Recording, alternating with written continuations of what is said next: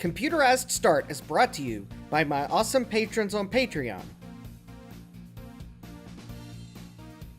and by your tips and memberships on Ko-fi. These and other channel supporters make my live streams possible. You too can become a channel supporter with tiers starting at just $1. And as always, thank you for all your support, including sharing, chatting, liking, and subscribing. Now roll that famous logo animation!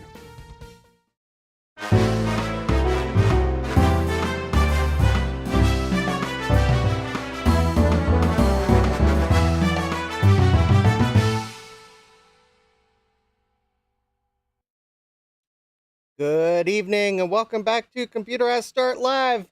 I am your host, Justin D. Morgan. It is June. Streaming days are Mondays and Thursdays, or at least the month of June. We'll see how the experiment goes. Let's see here. We have in the chat, we have All Things DG. Good morning. And we have Callan. Hola. All right. See here, I got the coffee goal updated for the fact that I'm going to a swap meet this weekend, and I could find potential regrets. And you could help fund my bad habits. Coffee link is in the description. Alan says, SE30 time. Oh, you should know me better than that.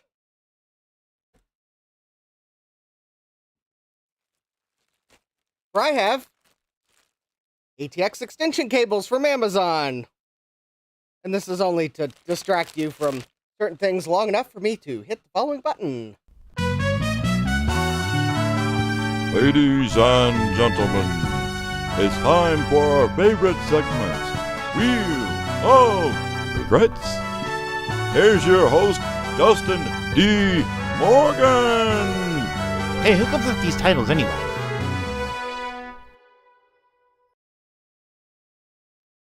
Yes. Might be a new month, but I still have regrets.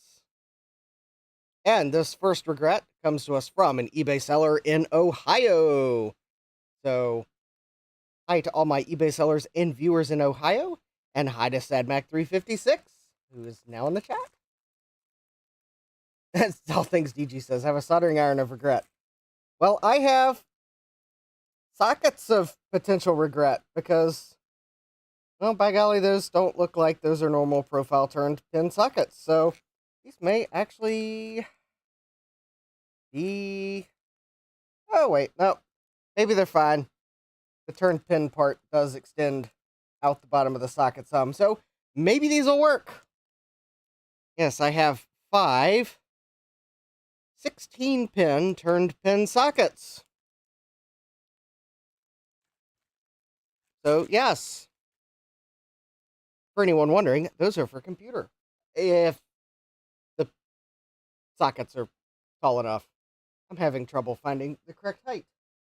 All right, the next item comes to us from an eBay seller in Georgia. So, hi to all my eBay sellers and viewers in Georgia. Hopefully this is going to be good because they have stamped a smiley face on the outside of the box.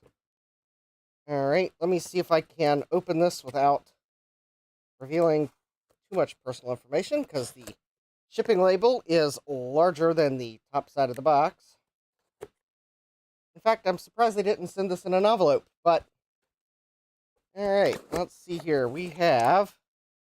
Oh, there we go. Thank you for your eBay purchase and 5-star detailed seller rating. Well, we'll see about that. Depends on what's in the box. Alright, we have eBay tape, probably my packing slip, and hopefully the item I ordered. Oh, there we go. Yes. Should be my packing slip. Yes, it is. All right. Well, we'll toss that to the side.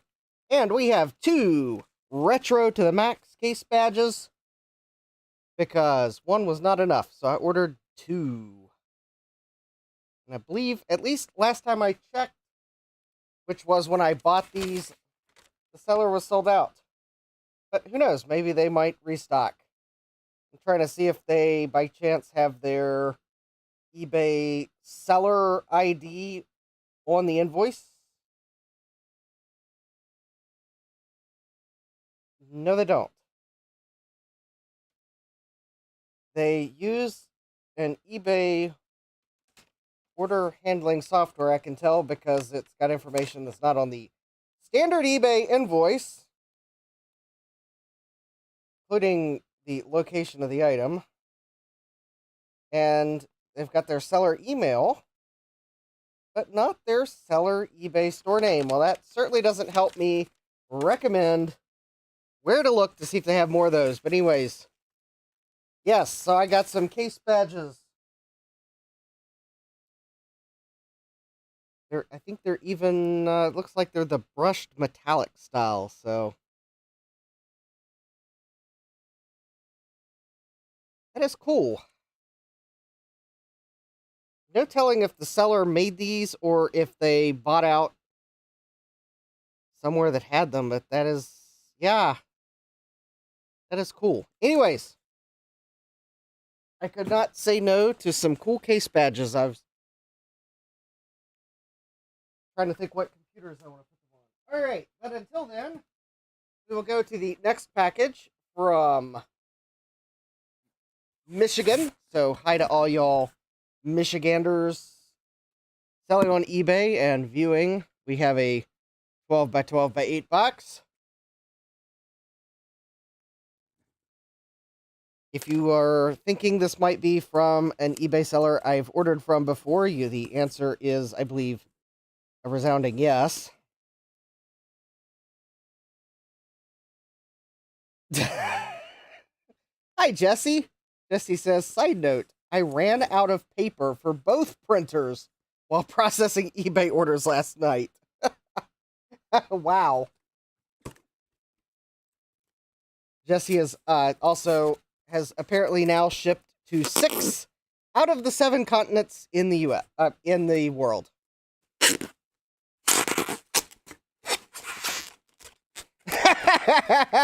We have Mike's Future Retro. Hi, Mike. And we have Gut Bomb. Gut Bomb says, if that's a VIC-20, if this is a VIC-20, then it's been folded in half, and I will be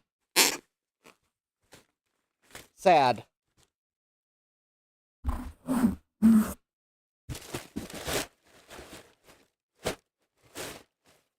All right, hopefully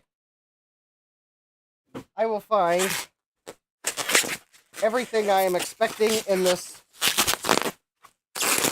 bundle of bubble wrap. Callan says a zip 20.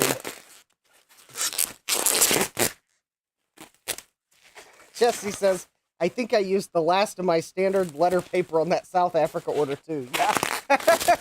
Yeah. To which all I could think of replying to Jesse's post was, well, once you've shipped to that 7 continent, you will know you have a true nerd. Or they're running research stations on old computers. I guess those 2 items could be non-mutually exclusive.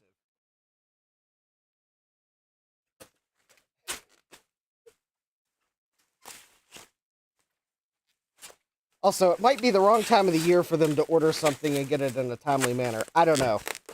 Or it's close to it. Anyways, there we go. All right. I am liking what I am seeing so far. We have a chassis for an SE or an SE30 without rust. It is the, oh well, with minimal rust. Less rust than the one this might replace. All right, and we have here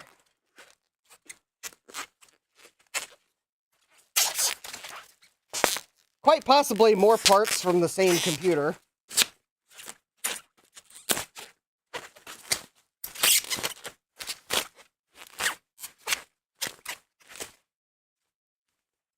Oh, there we go. And this would be the other 2 items I ordered. We also have a hard drive floppy drive caddy, which does not appear to have any, minimal rust, and a set of screws for the 128, 512, or plus. So there we go. Now, maybe if I go look,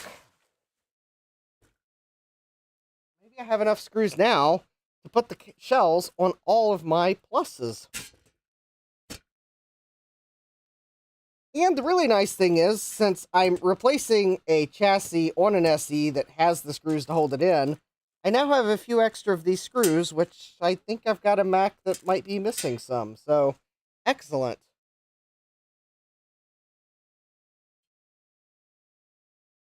I might actually need parts from this to put the SE30 back together. This might actually fix multiple Macs. So there we go. I don't remember what their eBay seller name is. I've ordered from them before. It's the place that sells a bunch of Mac stuff that's in Michigan, and that's probably specific enough for you to know because they list a lot of stuff. All right, this next item comes to us from a state that may or may not be far away from where that Michigan seller was. It would be the wonderful state of Illinois. So hi to all my eBay sellers and viewers in Illinois.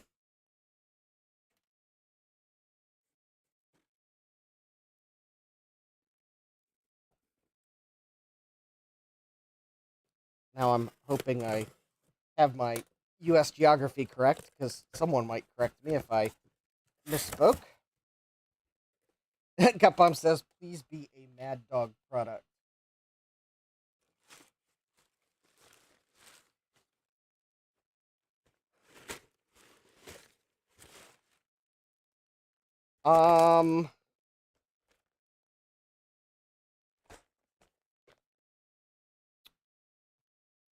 Let me do a little bit of sleight of hand. Oh wait, that probably never works when I try it. I wish I could please Gutbomb, but it's not a Mad Dog product.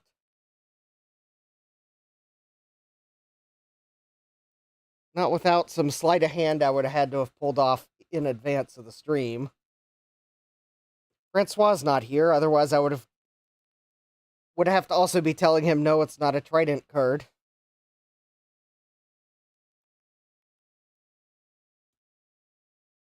But it is a video card, which I couldn't resist getting despite my best efforts. And watch, I'll now see like a dozen of these at the swap meet this weekend. We have an ATI something. And the reason this caught my eye is because it has two video out jacks and what looks like a bus mouse port. I'll get to that in a moment, Gutbomb. But if you look at the bracket, either someone's done a bracket swap, or ATI decided to, like, ixnay the bus mouse porte.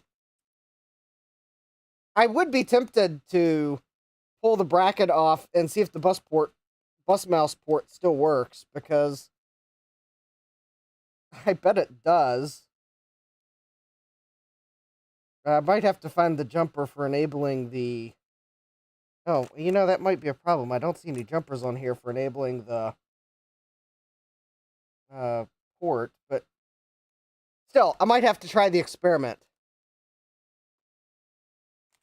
So, there we go, an ATI something. I'm sure someone will point out it's like the VGA Wonder or VGA 16 or...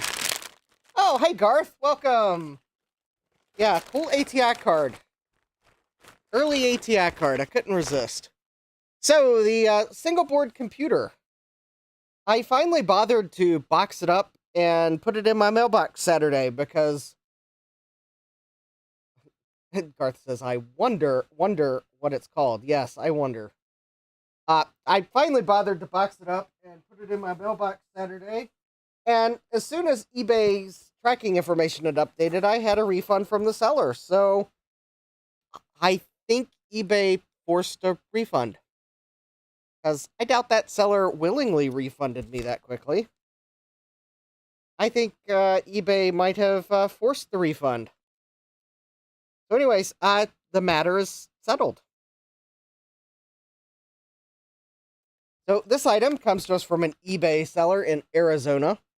So hi to all my eBay sellers and viewers in Arizona. I was briefly tempted to keep the single board computer, but because it did have a video chip on it, but in the end, bait and switch never wins.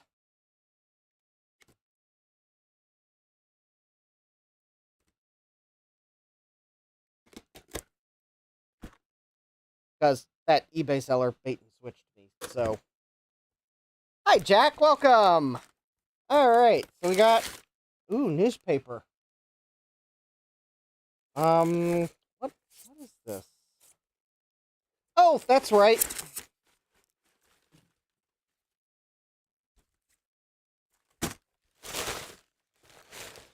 Which this reminds me, I need to go to the post office. Because I bought 2 items from this eBay seller, and one of them was delivered and the other came postage due. And they said they would take care of it, and apparently they took care of it by refunding my eBay account for the amount of postage due. But they didn't tell me that's what they were doing, so I just happened to this morning notice I had a refund. I'm like, oh, well, I guess that means I get to go pick the package up from the post office. Yeah, Jack says, yep, that's an SE30 right there. No, we have a compact LTE keyboard. Because I think I have an LTE with a not-so-great keyboard. So, I picked up a keyboard. Oh, we're in Wheel of Regrets, so don't worry. We will get to the SE30. The item that I have to pick up from the post office is the floppy drive I bought from that seller. They had it listed for media mail shipping. I was for sure, when I ordered both items on the same invoice, they would ship them together, but I was wrong. Yeah, don't ship non-media mail items to me. The postmistress that works at my post office has probably seen everything that's tried to go through as media mail. Because, quite honestly, she's probably the one that caught it. Not to say that the post office didn't pick it up at some other point, but, yeah. I'm sure I'll probably figure out who caught it as soon as I get the package. Yeah, Jesse says that's actually illegal. Yeah, and if they catch it, then they will, well, someone will be paying postage. In this case, it came postage due to me, so I think they upgraded it to ground advantage. Yeah. So yeah, don't do that. All right, and this last item for Wheel of Regrets comes to us from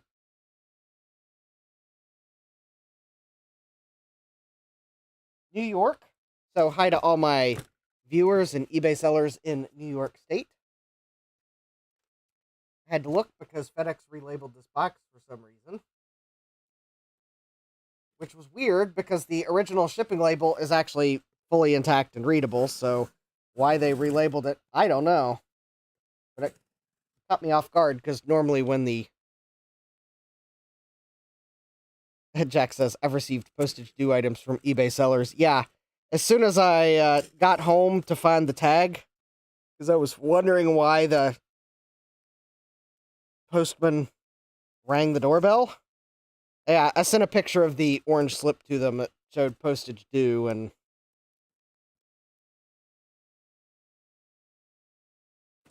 anyways.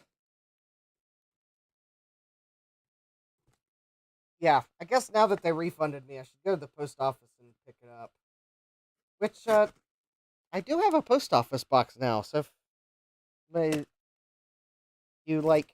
Well, I mean, if you've got my real address, you can send things there still. It's not a I'm trying to get everything to go to my post office box. That's the... More for people I don't know. Get the post office box.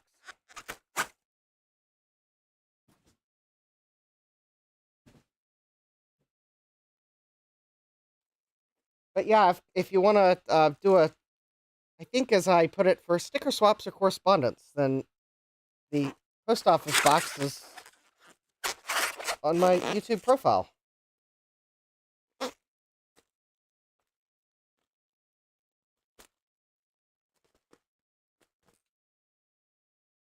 I will periodically check it, but...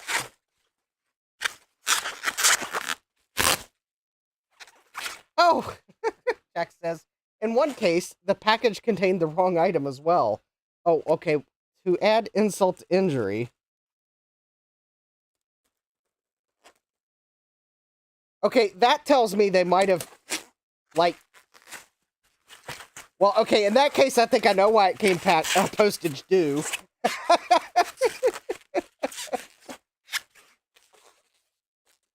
Alright, I am completely crazy for buying this. In fact, the seller didn't even bother to remove it from the motherboard tray on the case, which actually makes it easy to test. Oh, cool. It's one of the trays that has a pull mechanism. So now I just need the rest of the case for this motherboard. But we have... Okay, I will give you all a moment to try to guess why I might have bought this motherboard.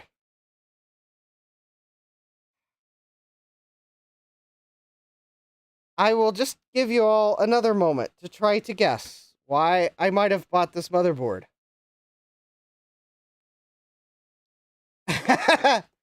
Garth says... Garth says that motherboard is stacked. I see loads of cache. Yeah, look at that. Oh, someone's upgraded the cache even, because these 4 cache chips are different than the other 5. So someone's done a cache upgrade. I think it has 256K of cache. And I think they even used the right cache chips, because I think they're all 5-volt ones. So, winner, winner, chicken dinner. I would have maybe tried to go for 15 nanoseconds if I could, but at least they matched speed. Jack says, you wanted the 4060 X2. I know, like... I mean, and it's not even one of the right back cache ones. Yeah, I know. But it's got the old style logo, so I just fell for it. Jack says you were out of jumpers. Jesse says, that board is more stacked than the 2020 Buccaneers. No, I bought it because it has 16 SIM slots. Although, to Jack's point, because you like ISA slots, yeah. Yeah, it has 16 SIMs on it. And I was wondering if they were 4 megabyte SIMs. Because they did not take a good picture. I could not tell. Garth says, ooh, audio on board too? No, it's just a Symphony brand chipset. It has parallel and serial and PS2 on board. I want to say Symphony became someone else. Or was bought by someone else. But no, there's no audio on board. But there is some serious RAM on board. So, I mean, this might be... Garth says 16 times 256 kilobytes. Yes, I did risk that disappointing conclusion. All right, so let's see here. The first sim. Oh, hold on. All right, let's see what the chips say. I'm gonna actually. It is a M5 M41000. That's totally a 1 megabyte sim, I believe.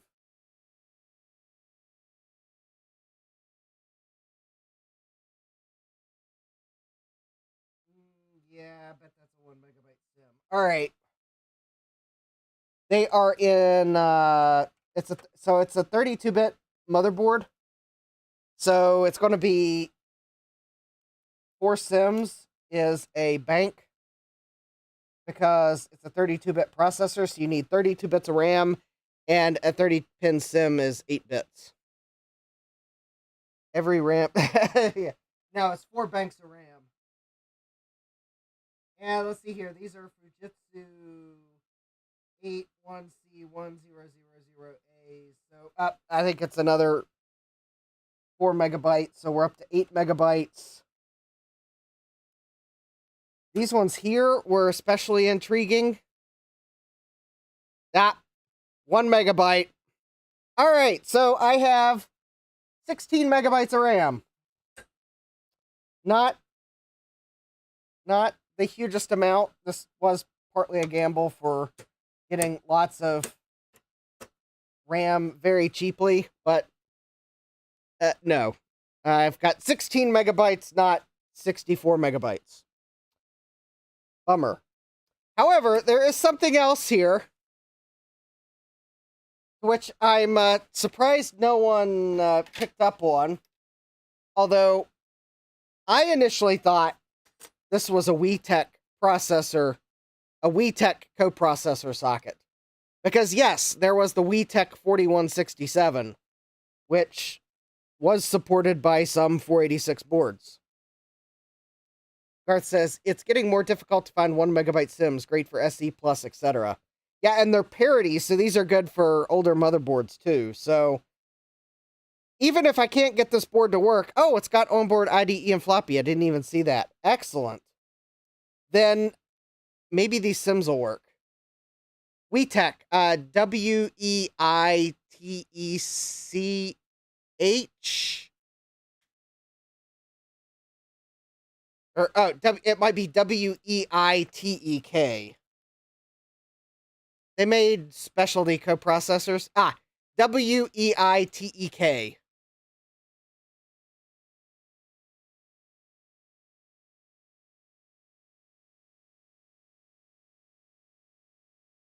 Notice I didn't call it a math coprocessor because it was, I mean, it could have been for math, but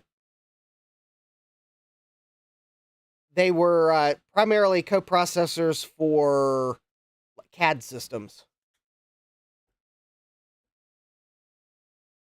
I think, according to Wikipedia, the 4167, which would have been for the 486, ran at 4 megaflops for single precision. So I think that... Oh, thanks, Garth. So I think that was well in excess of what the math coprocessor and the Intel would do. But actually, the best part of this motherboard was hidden by the fact that the seller left the motherboard on the mounting plate, and you couldn't see that from the auction photo. But that, my friends, explains what this is. Also, I see a potential problem with the board. Is that a loose surface mount? Oh. Okay, that... Oh, that's a bodge. Whoa, that's crazy. That is... Whoa! I just realized this board has a crazy bodge on it. It was also not visible from the eBay photo. Okay, and I thought my LC3 had a crazy bodge, but that is like a transistor or something. And, oh, that's a glue blob. That's like wild and crazy. Yeah, it's an inline bodge, yeah. And I don't know where this wire is going, because it's like running down... Oh, yeah, it's like running down and around. And there it is. Just going to another random part.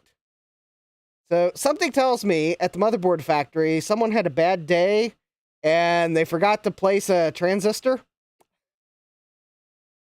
Yeah, whoops. Okay, getting back to the story. That's not a WeTech coprocessor socket. That is a 387DX socket. Because, yeah, I looked this board up on the RetroWeb to figure it out. Because pin 1 for the 387 goes here, and these inner two sets of pins are for the 387.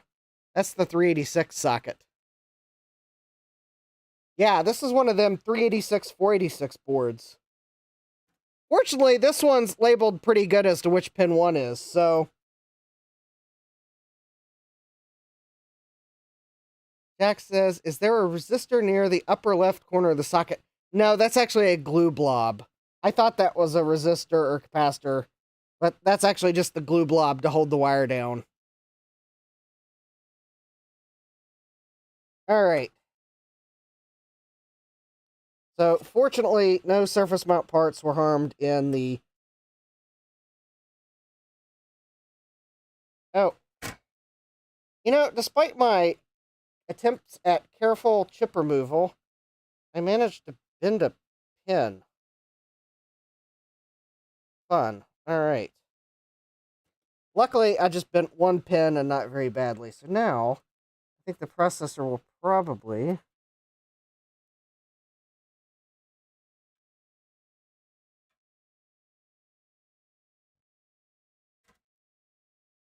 You know, these, maximum insertion force sockets. I'm pretty sure they just call them pin grid array sockets, but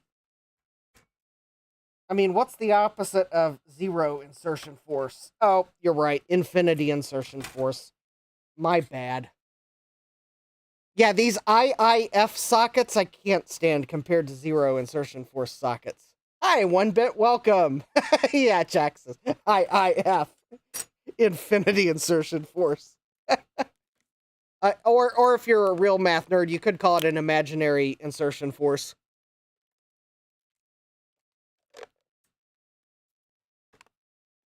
No, infinity. I think that works better. All right. Someone in the chat will point out -0. To which I will have to say, yeah, you're right. It could be -0 as well. Let's see if this board does what the eBay seller said it does. So the eBay seller said it beeps. And then they uploaded a video and it's not beeping in the video. Despite the fact I played the video multiple times with the speakers on my phone to try to listen, it did not beep. So Jack says we don't do that kind of math here. Thank you. I would probably end the stream if someone made me do that kind of math. I'm sorry, my bit rate is quickly approaching -0. I'm not going to be able to finish streaming tonight. You'll just have to do that -0 math yourself. Alright, so let's make sure we don't have any shorts. Alright, no short. No short. No short. No short. That's common. Alright, no short. No short. No short.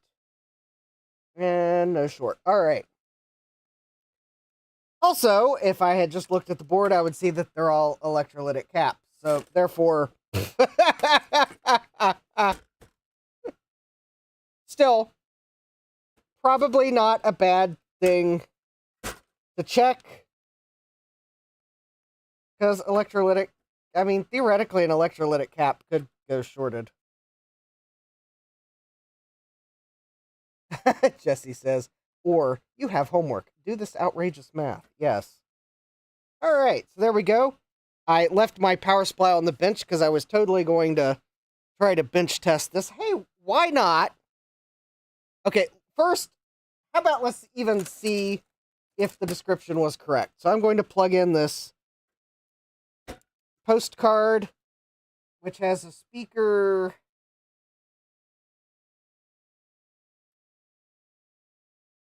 And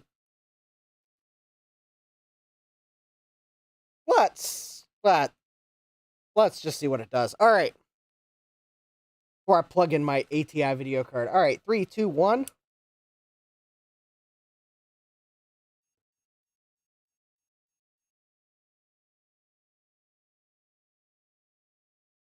It beeped all right. That was my second guess. Actually, no, I think that was my first guess. Because they just generically said it beeped. And I don't remember seeing a video card in their test photo.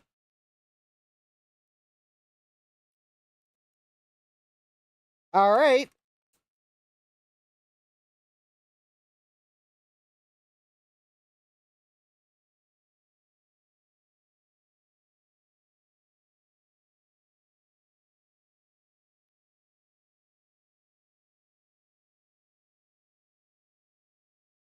Well, oh.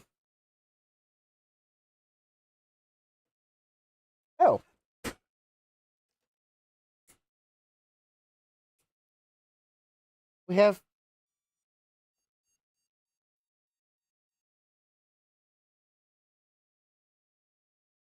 Huh.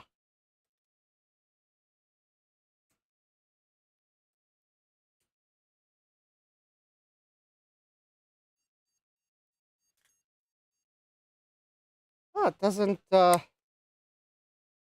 Alright, I thought 8 beeps was video card.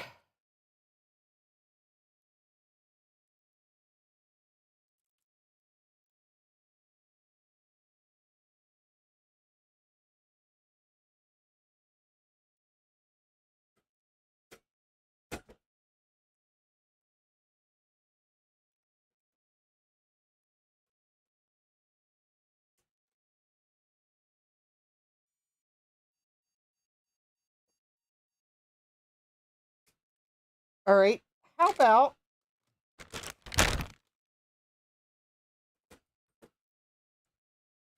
a known working video card? Because it's also possible that the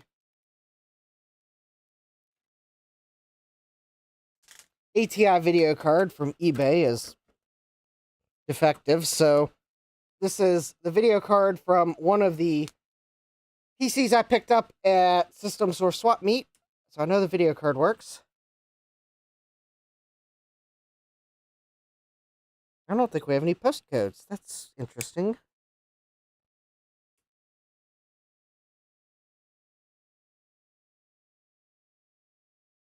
Oh, interesting. One of the LEDs blinks. And I'm trying to tell which one it is. It is the...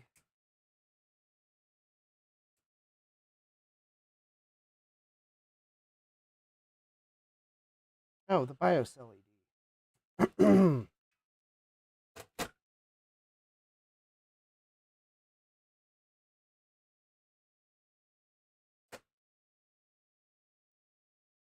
Alright, this would probably be the point of...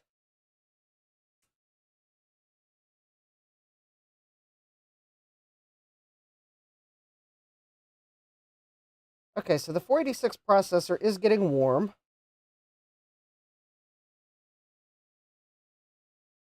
So it's probably getting power.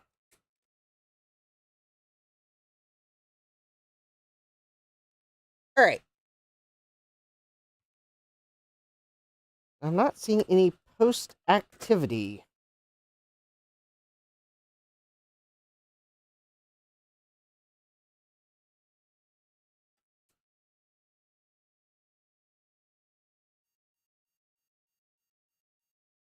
Interestingly enough, so we're getting a beep code, but we are...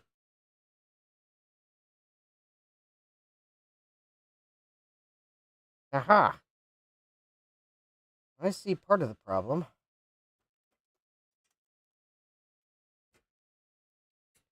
You probably can't yet.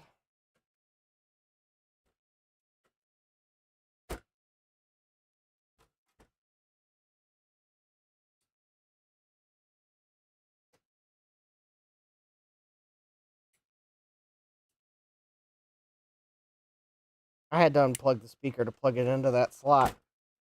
So,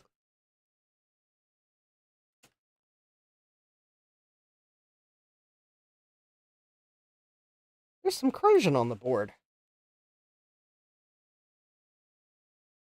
That is probably one of the bus transceiver chips, and there looks like there is some nasty corrosion there.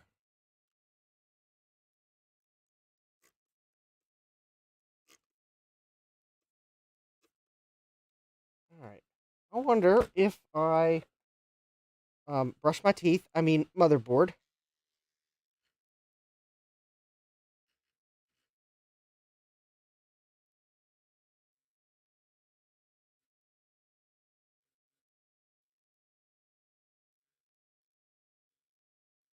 Probably a good sign that electrolytic cap has leaked, because there is no battery on this board. It's in a real-time clock module.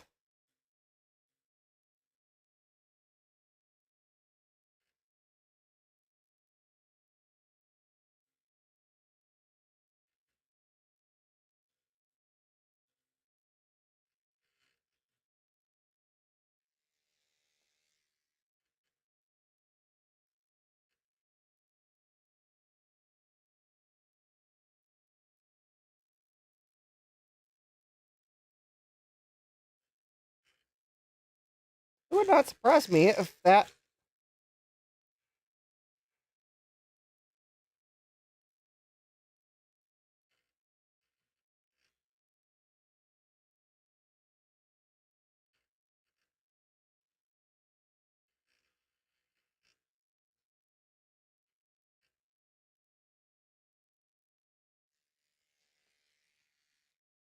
Okay.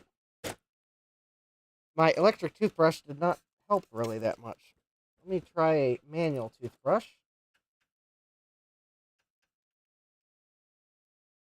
Maybe it's just a matter of I can't get the...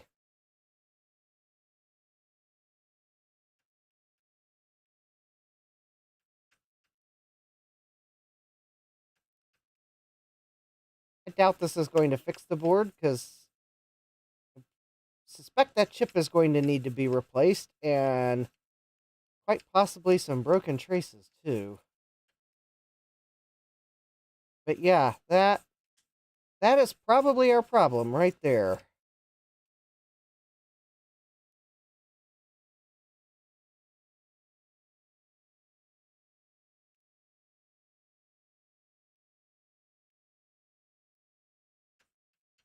I don't think I have any 245s.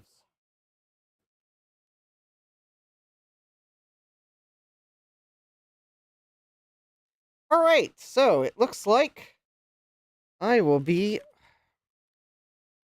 ordering some 74F 245s.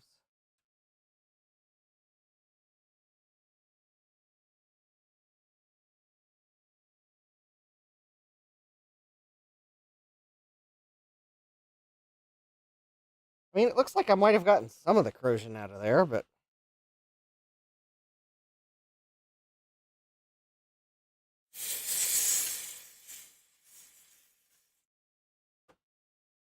probably not enough to fix anything.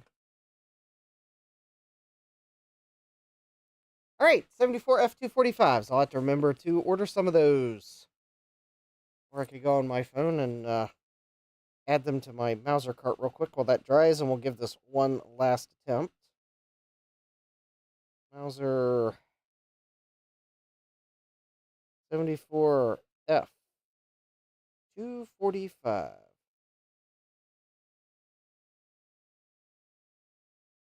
That is an octobus transceiver. Yes, those are actually still made. 83 cents a piece. That's the right package type.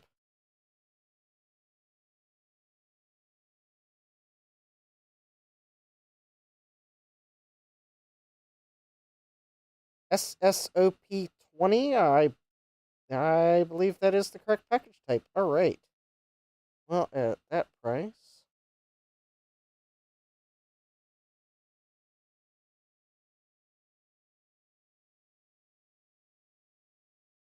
I'll probably just buy 10 and get the quantity break.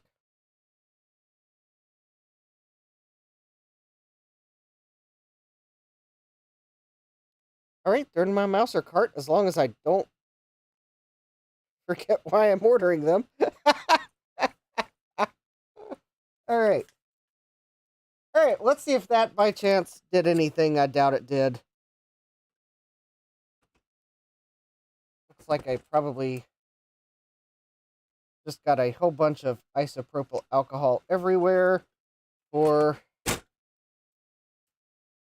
no change in symptoms. All right. 3, 2, 1.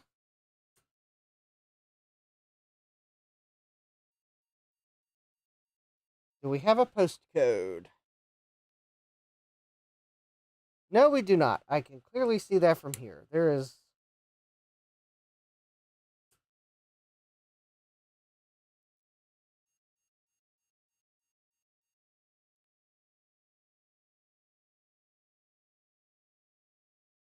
So yeah, I'm suspecting the problem is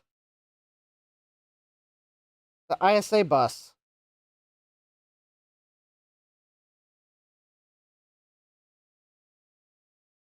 That's probably why we're getting no postcode, but obviously we are getting post beeps. That means the CPU is able to read the ROM. But we can't see the postcode, probably because... I had to guess because there are two 74F245s. Those are probably for the data lines. Because then there's some 74F244s in a much larger quantity here. And those... Oh yeah, actually I think I see some more corrosion on the board. Maybe not. Alright, well, looks like this board will get some repair in the future. Trying to think, is there any way I can test this in its current conditions? I don't have any 74F244s or 245s laying around. Yeah, I suspect this board will, well, I'll order some parts and we'll have to replace, hopefully, just the one chip.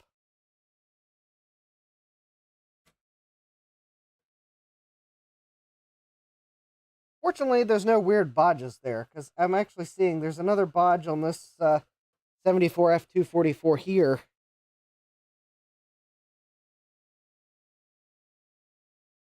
Wild, right? There. I should probably, if I do order parts, maybe I should order caps for this board. They're all surface mount, electrolytics. That would be the most logical source of that corrosion there, but there you go. There's one last look at that corrosion. There's definitely something on the legs of that chip.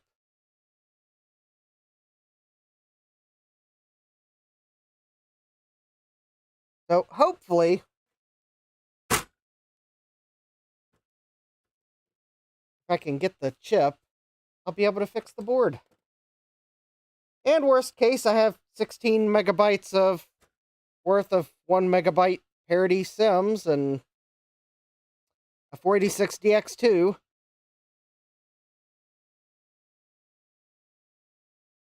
And I guess if you really want to get, I got a keyboard controller and a BIOS chip, but hopefully I can hopefully it might just be that one chip there. It does kind of look like something's gotten on its legs. I'm hoping that's just not the board.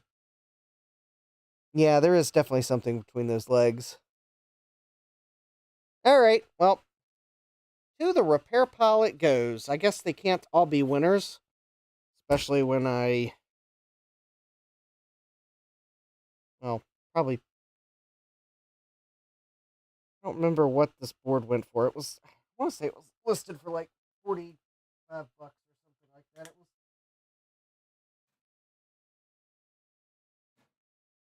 actually a fairly good price.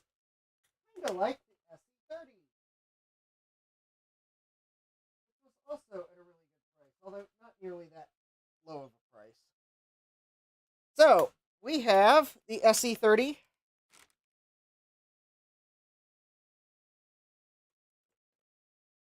And it needs recap. But first, I do need to apply some UV cure solder mask to the board to the traces underneath the pads for these capacitors. Otherwise, we will create shorts. For example, oh, I think I put a little dot on the board if I look. Yeah, I didn't actually get around to this beforehand, so I will get to use the world's most cutest swabs that I accidentally ordered because I probably didn't pay attention to the description very well, and I ordered swabs that are honestly too small for most everything I do. But I guess putting solder mask on a board, it might be perfect for. Alright. So, let me dispense some solder mask. I'm going to use the green color so that it hopefully blends in with the board.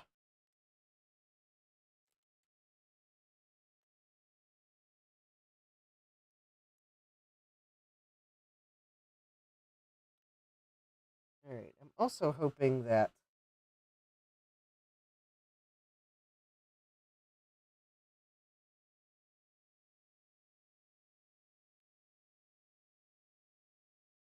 there we go.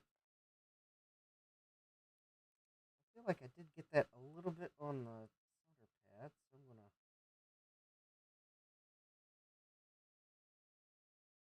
Actually, that's probably fine. Alright. There we go. A little dab there. So I'm only going to put UV Cure solder mask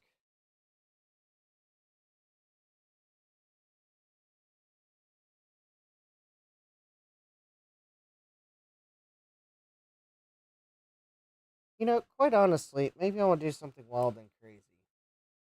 Because I know how easy it is to bridge these connections. And by the time I put capacitors on these, you'll never see it. I'm just going to put a little dab of UV Cure solder mask between all of the pads that I see where all the pads where I see a trace running between them. Even if it looks like the solder mask is intact,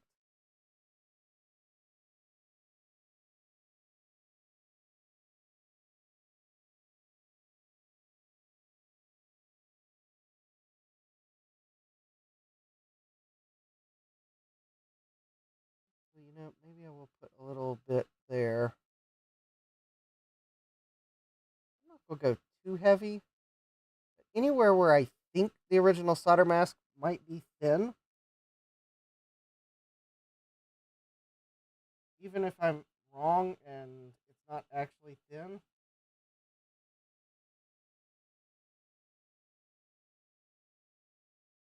I saw Adrian Black struggle to get one of these running, and it was because there was a little itty bitty short under one of the capacitors.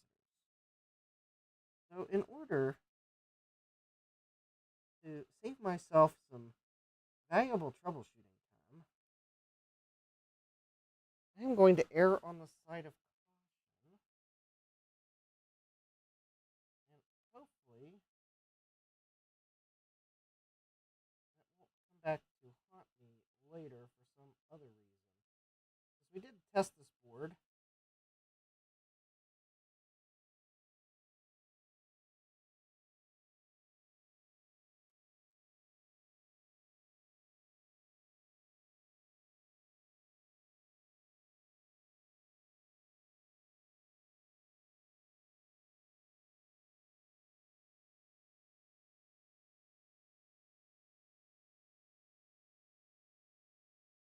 Anyways, yeah, I'm just gonna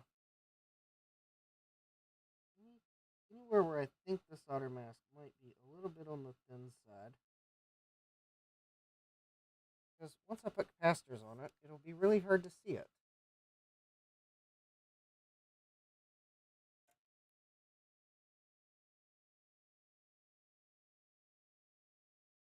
Besides, this will be like a serial number.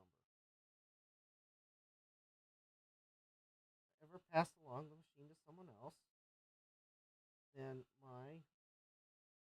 my extra UV cure solder mask will be like my signature. You'll know it's the board I worked on.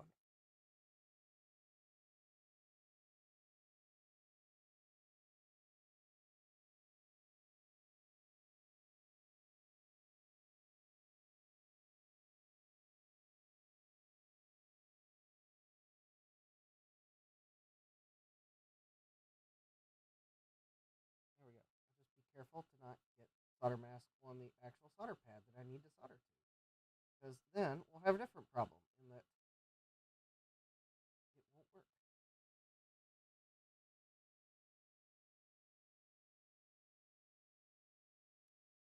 There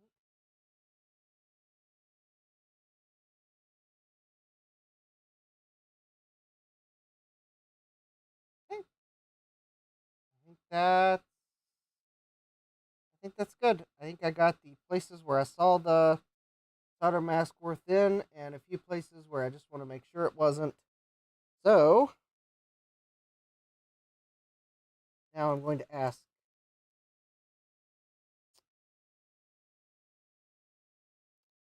my totally not a nail polish curing salon thingamajig to cure my UV cure solder mask, because if I set it outside right now, it will be cured sometime mid tomorrow morning.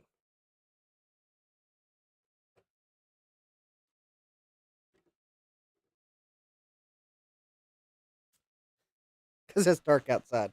There's no UV light. Oh, there we go. We got Randy to smile at us there. Hi, Randy.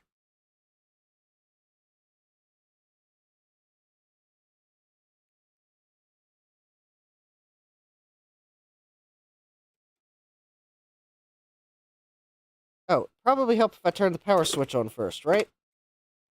Yeah. There we go.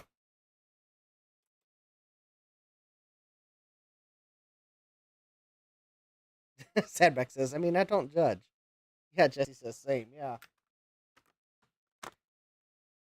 Anyways, Randy has retired, which means he's probably only working part-time at the hardware store now, because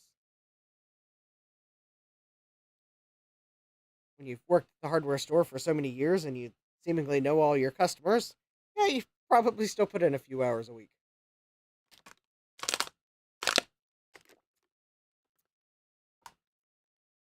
In fact, I think the email said as much, that he would probably be more part-time and turn the day-to-day operation over to children.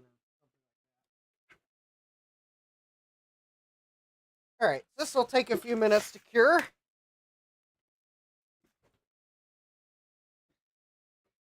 Which, I mean, maybe logically I would have. Maybe logically I should have done Wheel of Regrets while this was curing, but let's be realistic. The thing takes up bench space. Jesse says they're like librarians. They work until they die because they like it. Yeah. Anyways. All right, let's see here. While we wait for the solder mask to cure, we'll hang out in the chat. I'm also going to have a peppermint here. I know, completely random, but it was staring at me and saying how delicious it was.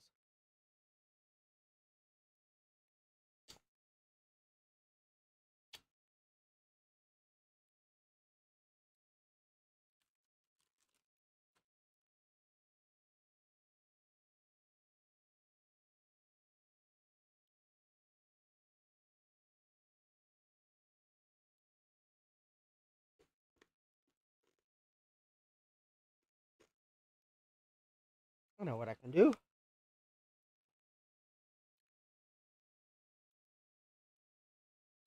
I'll go to eBay and see how much those some of those regrets were.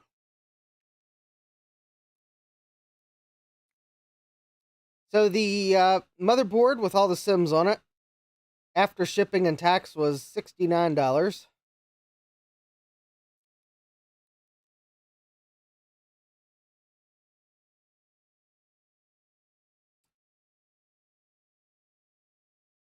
Yep, that sounds about right.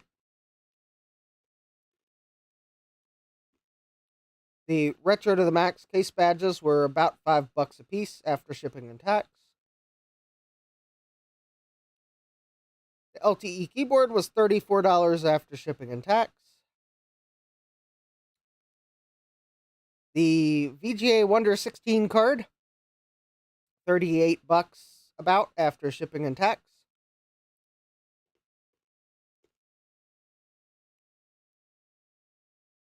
And all those SE parts, I was going to buy them regardless. All right.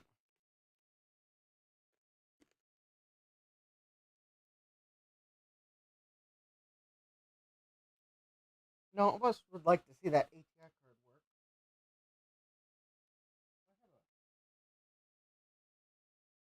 No, I don't have a smallish PC motherboard handy.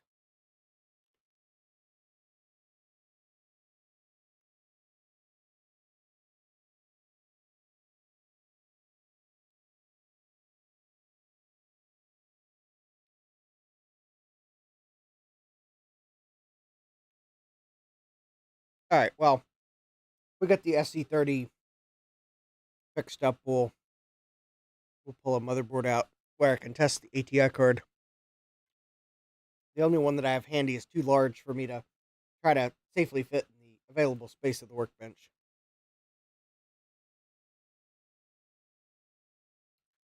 Because it's pretty much a full-size AT motherboard.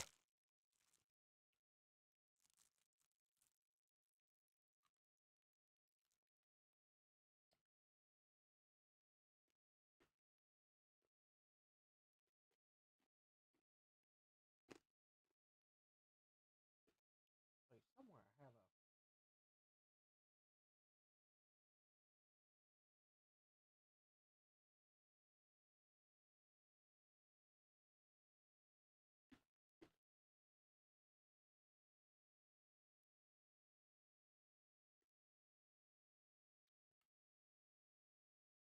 Although, oh, I see something we could do while we wait for this to cure.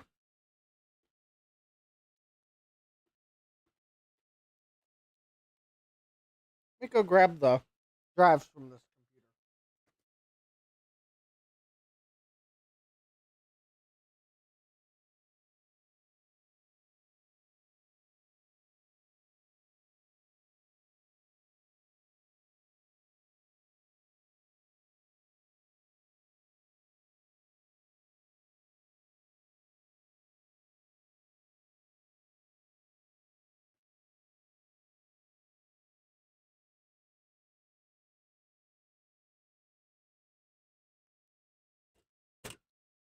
There we go.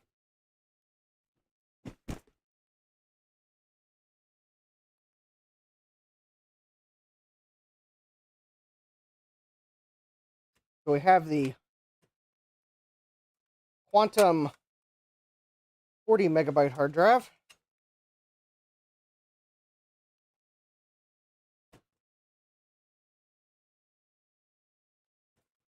The bracket is slightly bent. Probably because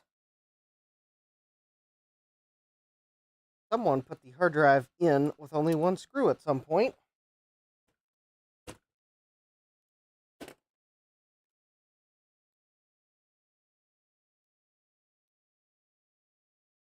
And I think that allowed the hard drive to move in transit. Although I think I can probably bend this back into place.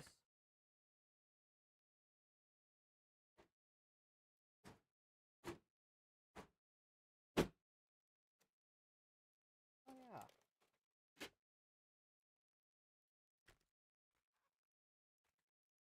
In fact, at the risk of someone telling me I'm using the wrong tool to do it. Oh.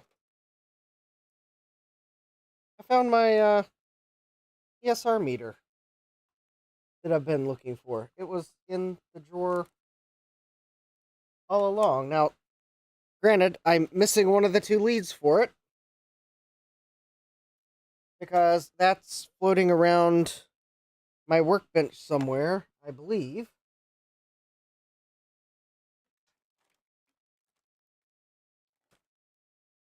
Would you imagine that? I thought I looked in that drawer, and apparently, if I look for something that I am having trouble locating, I completely overlook it in drawers.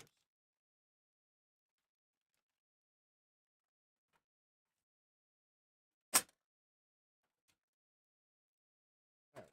Somewhere I have the lead for it, because I found it while I was looking for this tool. Oh wait, it might be in the box. Oh, I bet it's in the box that I found the lead in. All right, well, I'll toss that on top of the box so I remember to look for it. But anyways, so Jesse had the other day sent me some vice grips. So I think the vice grip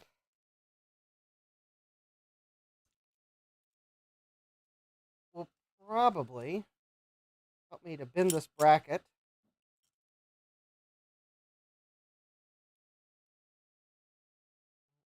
Get it closer to the correct angle.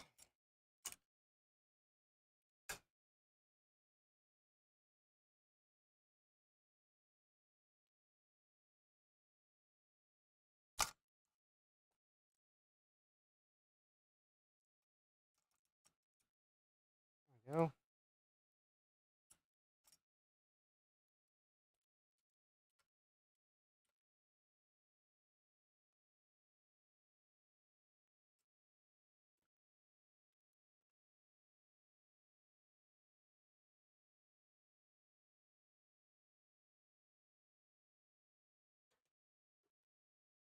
There we go.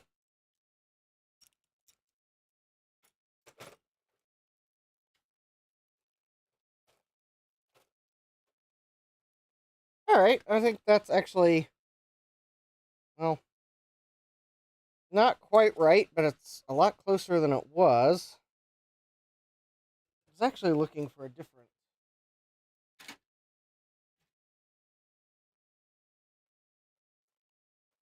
Somewhere I have some robo grips, which I think have a larger flat surface on them, and that's actually what I was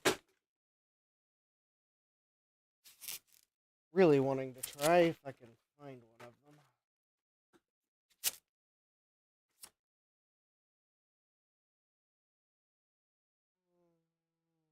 Don't know what I did with them, though.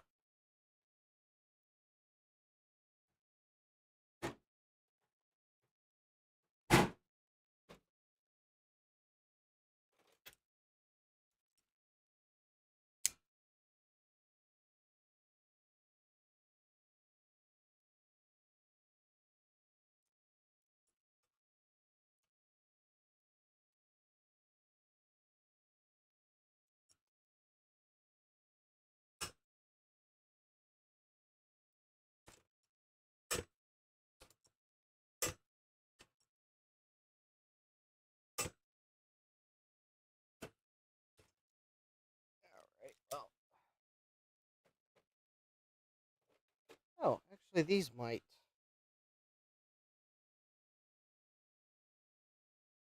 The other pair of vice grips that was in the same package might actually.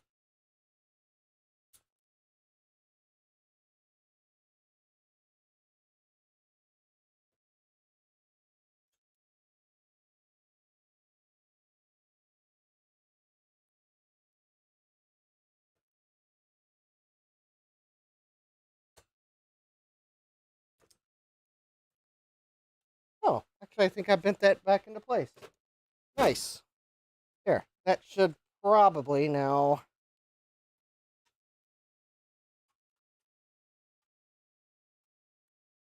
Oh, there we go. Okay.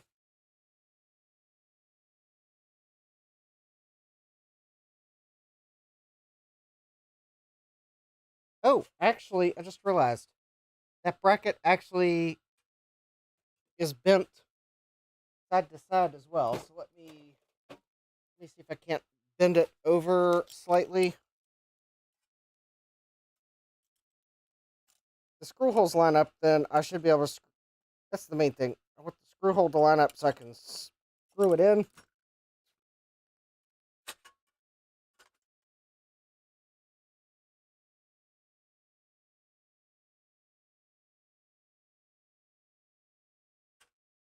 needs to come a little bit. Almost got it here.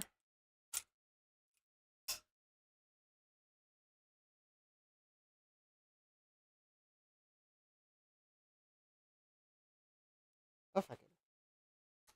So this hard drive does work, and I will put it back in the SE30.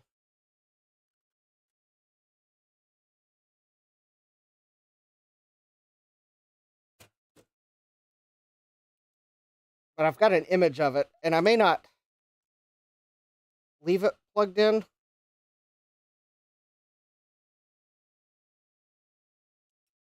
Howdy, Thomas. Welcome. There we go. I think I got the bracket bent back into place. I'll be able to get 2 screws in that. Anyways, there we go. It's the Apple HD40 that was in the 2SE. It's, I think, a full height 3.5-inch drive.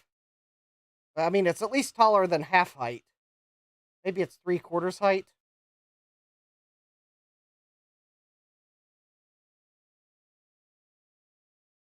Probably technically full height drive. But anyways, there we go. The bracket is bent back into shape. So now the other thing I wanted to do was to get this floppy drive out of the carrier here. Oh wait, have I already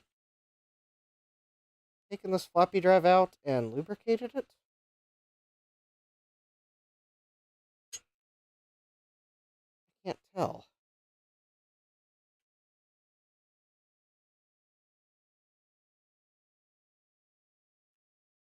Alright, let me do the floppy disk test here.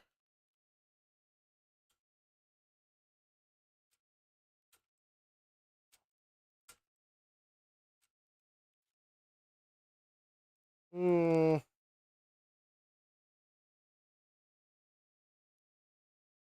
can't remember if I've already cleaned this or not. It doesn't look like I have. It feels gummy. So I'm going to presume the answer is no. And I will go ahead and, maybe I should check the UV cure solder mask under that area of the board. And maybe we'll move that to there.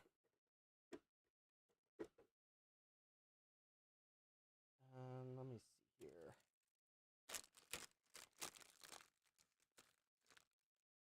Alright, I guess if I disassemble the floppy drive to find it. Okay, I think we waited long enough. I guess if I find out I've already cleaned this floppy drive, then...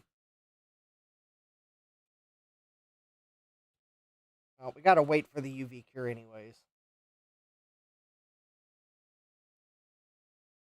I think there was some drive that I looked at on one of Dave's streams, and I can't remember which one it is.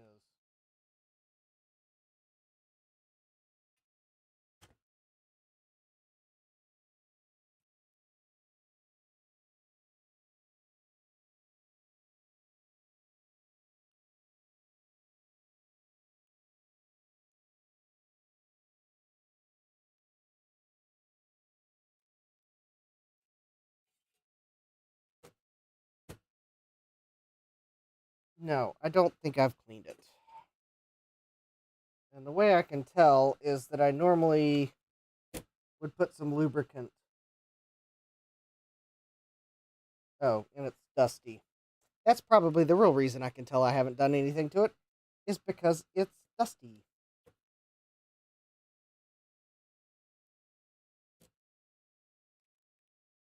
Let me go ahead and pull this. Actually, let's see here. Let me go ahead and let it retract. Release the springs.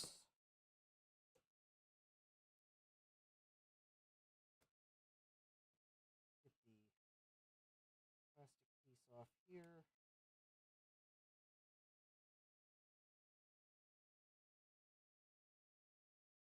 Get that off. So now I can get the... Oh yeah, that's definitely the original crusty lubricant. So no, I have not done this. Ah, Jack says, hello, back from a run. What did I miss? You missed some absolutely captivating work with a channel lock to bend a bracket back from bent. And a whole lot of UV cure action. And now I'm disassembling the floppy drive to go ahead and start to clean and lubricate it. Because at some point, I'd like to put it back in the computer. Alright, so at least that's loose. Whoa, I almost did the unthinkable to the floppy drive heads. Luckily, I caught myself in time. Is that an easy bake oven with a UV bulb in it? It might as well be. That would probably be just as fast.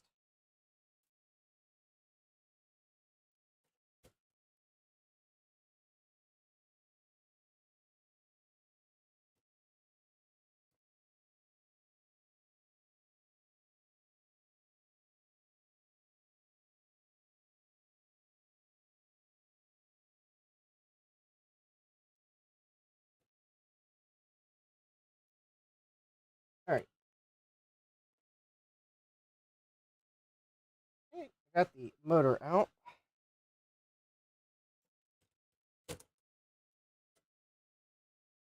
Yeah, definitely have not cleaned this. It's all old lubricant. So that means when I take this apart,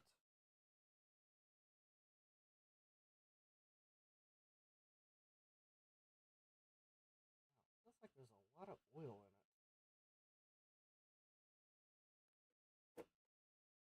Actually,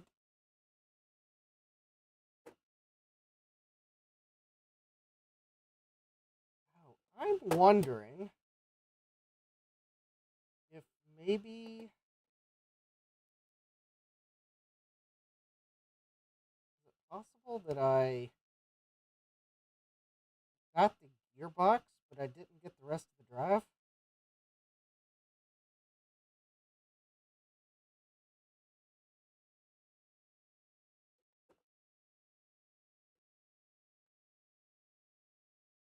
Oh, Jack says, oh, that must be the nail salon UV cure thingamabob. Yeah.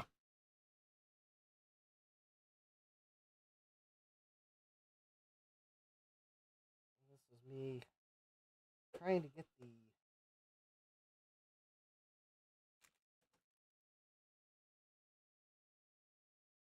I've seen these floppy drives seemingly with two different retention mechanisms for holding this metal plate onto the bottom.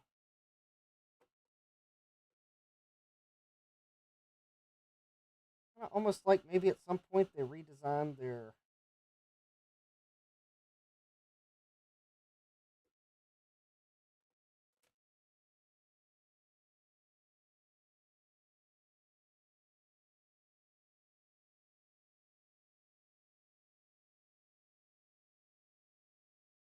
No, I don't think I've actually been in this because that looks like an original, authentic cheese wheel. Not to be confused with a product that you might actually get from the state of Wisconsin.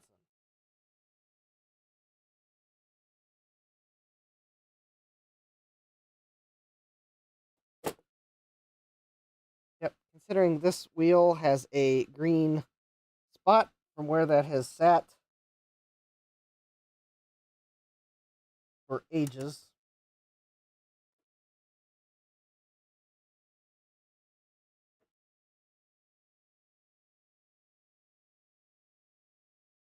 Oh, actually. Oh, there we go. Yep. I knew it would eventually cave to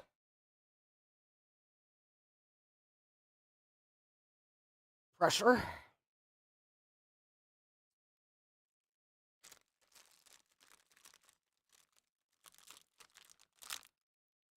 Alright, so I am going to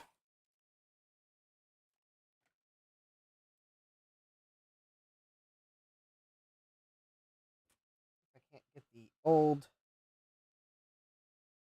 grease and grime.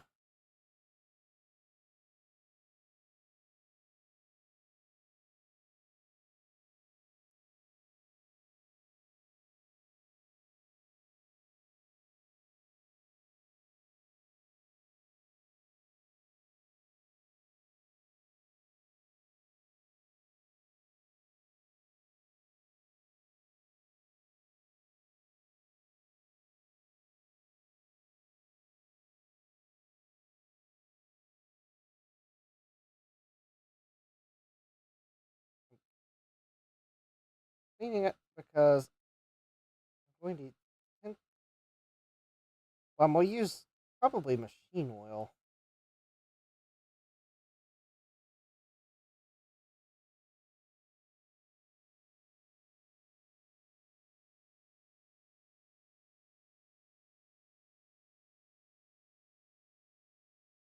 That's what I normally use on these because a little bit goes a long way. And it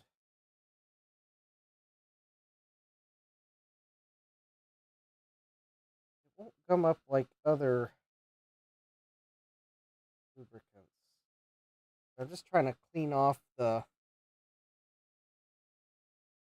also clean off the spot on that copper or brass gear where it sat for so long. There we go. Let that. Where are my big big swabs? I have a package open somewhere.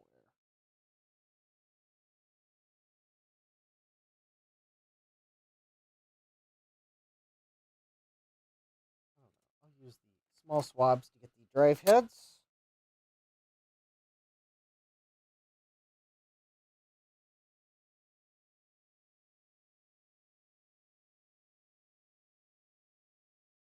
Okay, there we go. I think the drive heads are clean.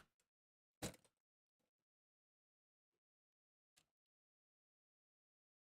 me see if I can't get the old lubricant off the bottom of this. I'm going to use actual cotton swabs.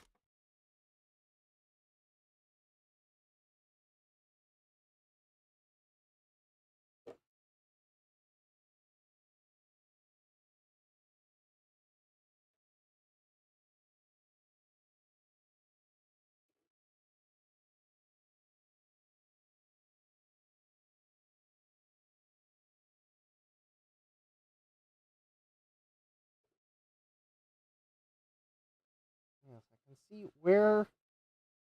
I want to see the friction points on this, so I'll try to. In fact, that actually might be where the factory lubricant was placed.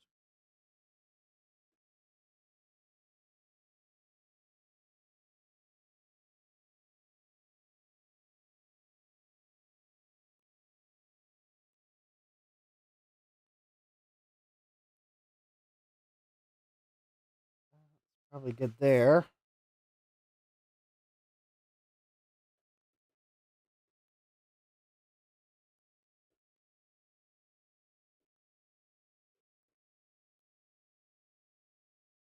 All right.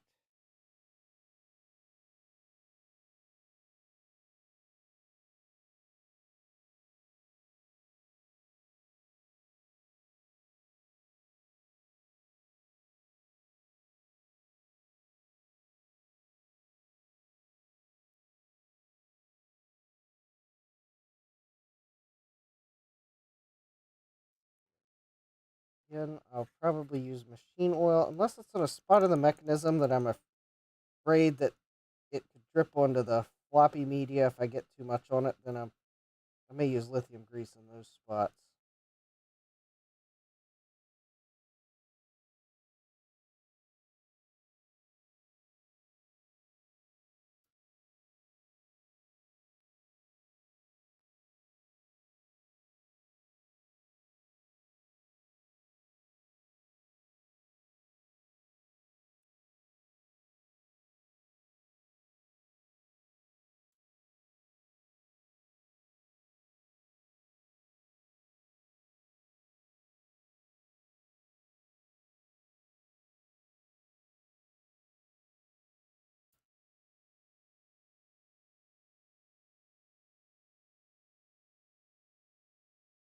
All right.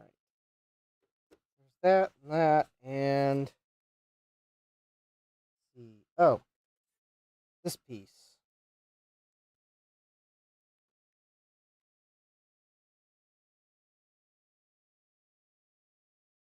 In fact, actually, you can almost still see where the factory lubrication was put. It was put there, and there, and there, and there, and there.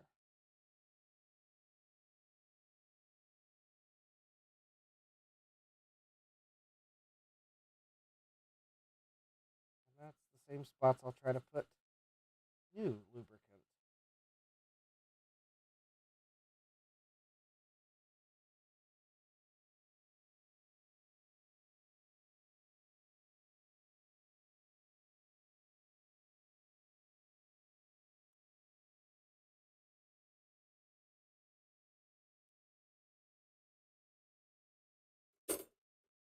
All right, so I'm hoping that cured there. So I got one more spot that needs some UV cure. All right, so hopefully we're on the home stretch. All right. So now let me see. I've got the machine oil, clear non-staining lubricant for sewing machines. I've got the white lithium grease. And right, I think whoop,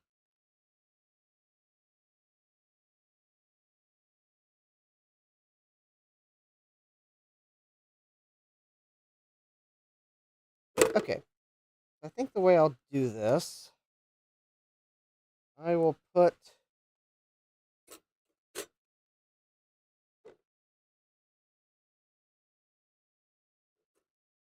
a little itty bitty dab, since these go on the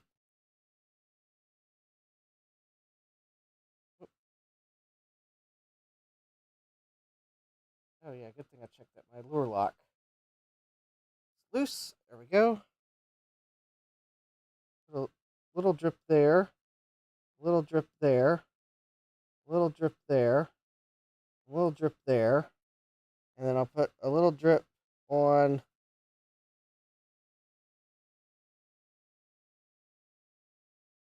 that's seemingly where the original lubrication was, along there, and I guess here.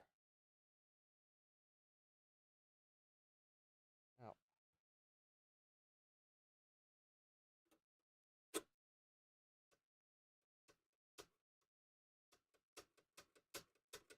Ooh, that feels really nice. All right.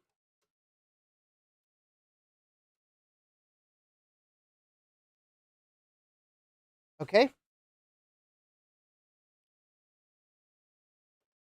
There we go. I think that will do for that. I'm basically just going to try to put this back together in the order it comes apart. So this piece goes on first. See if I can get these back on.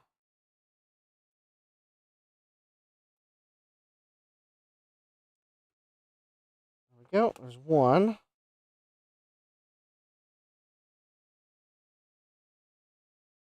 Two.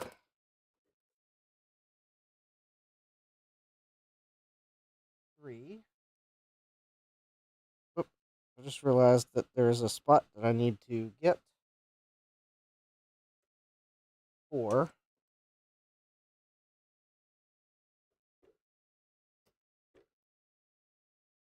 The worm gear.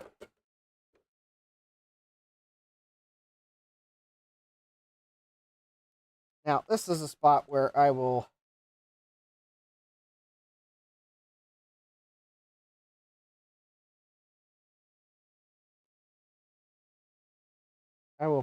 put lithium grease there, since it's really close to the floppy media.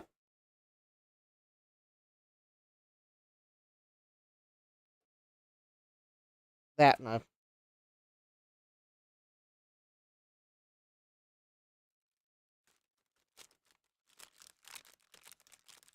it would be really hard to get machine oil there.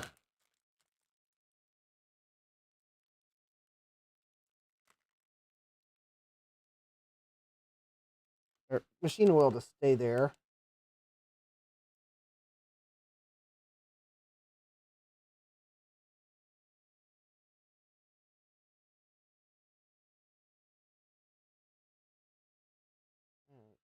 Probably a bit excessive. That's fine. That's why I've got a second swab at the ready.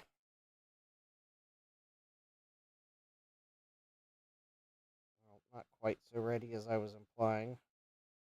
I'm making a mess. There we go.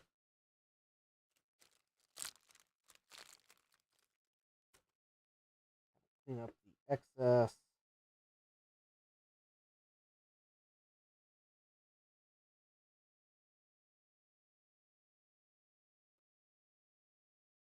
There we go. All right, that should be good.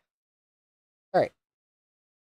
New lithium grease there. Oh, and I should probably get the spot where the head assembly moves. All right. Let me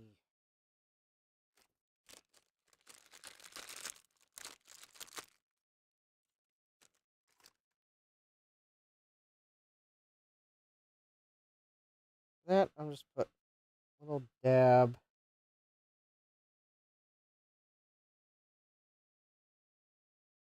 Lithium grease. Both sides of the bearings. That rail actually looks pretty clean. Let me see here.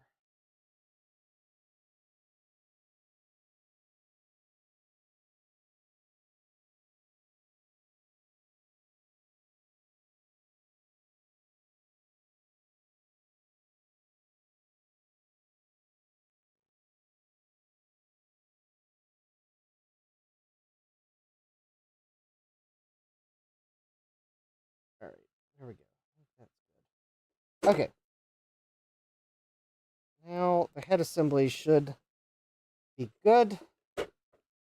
Now I need to get the gear mechanism. So I have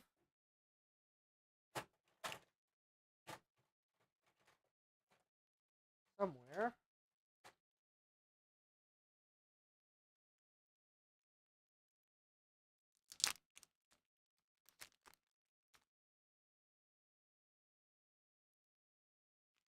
There we go. think oh, there we go. I've used all the ones in that package, but that's good. So I've got a new gear from Mac Effects. I'll drop this gear into place.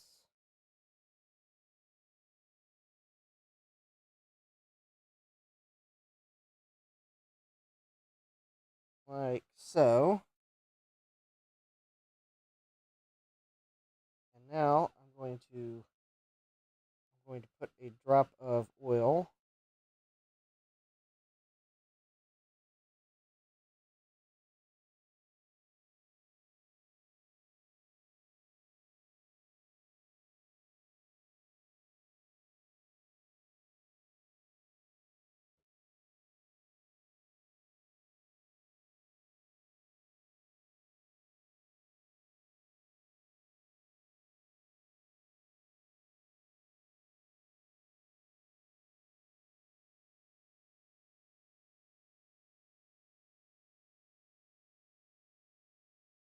trying to make sure everywhere where gears go together, there's a little drop of oil. Not too much, though. So now I need to find the gear that I set aside that is not a cheese gear, but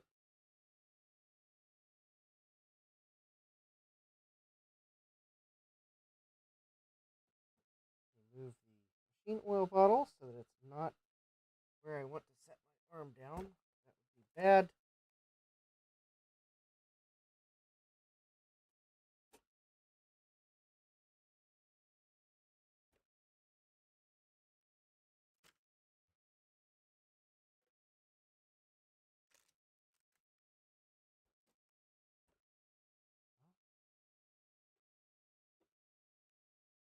Oh, there it is.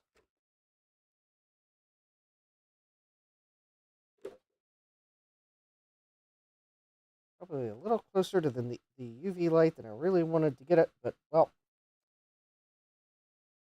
it can now resume its life as a gear in a dark box.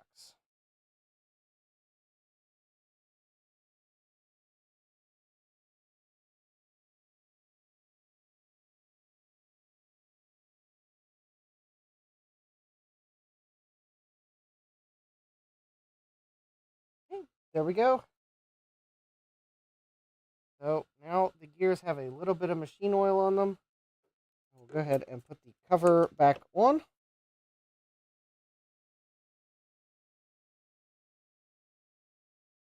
I have the eject gear in the position it needs to be in to reassemble, which is like so.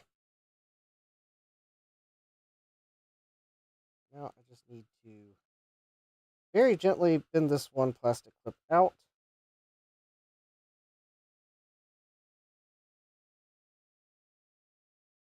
So that I can flip the metal behind it. There we go. That is one gearbox reassembled, and I didn't break any plastic doing it. Excellent.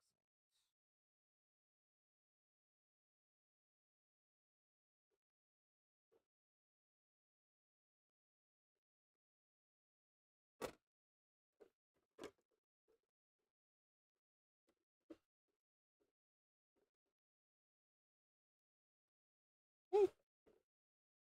There we go. Now let me go ahead and put the two screws back in.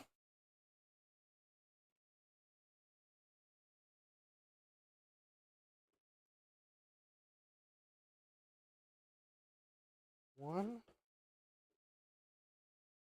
and two.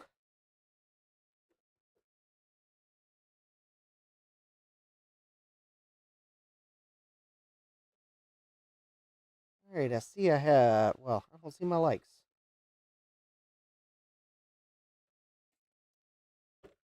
Don't forget to smash that like button to let the YouTube algorithm know that you like it when I get these old dinosaurs. Get it back up and running. Don't forget to subscribe and turn on notifications because I doubt this will be the last time you see the Mac SE. Although hopefully next time you see it, I will be using it or not doing the same repairs as I am now. Unless it's a long time down the road, then I guess I can recap it again.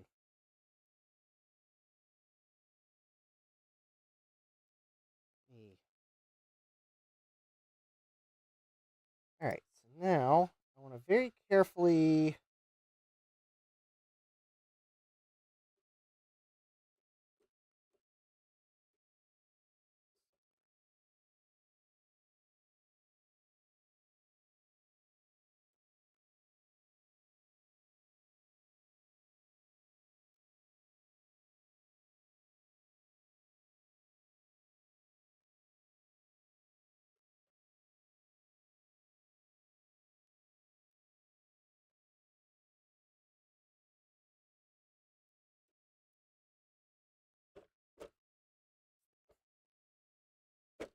challenge of putting these back together.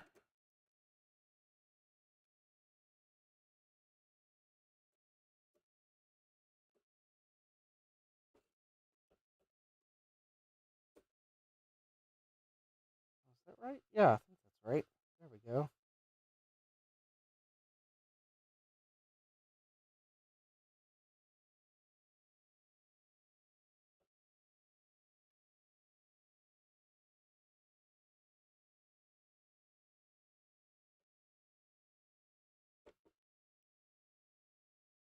Oh, yeah, there we go. I got it. Need to re-lubricate the parts here. There we go. Put the springs back on. Alright, so let's very carefully. Let me see here.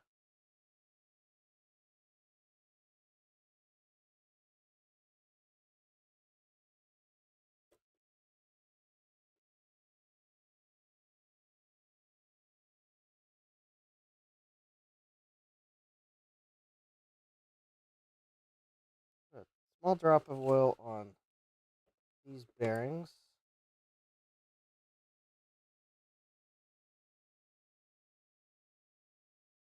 And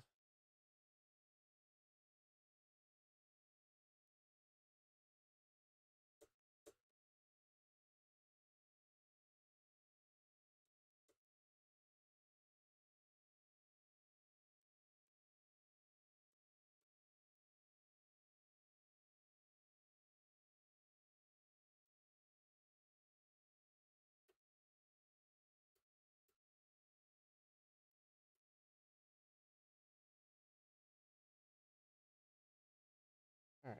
Basically, now that I've lubricated these parts with some oil. Oh, let me put these springs back on. I'm going to manually work the drive through a couple of inject, eject motions. And then I'm going to wipe the excess oil off the top. Because I've probably over lubricated it. But I want to make sure I get machine oil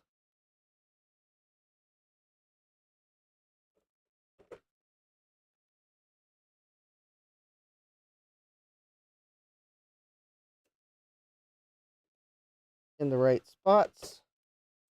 There we go.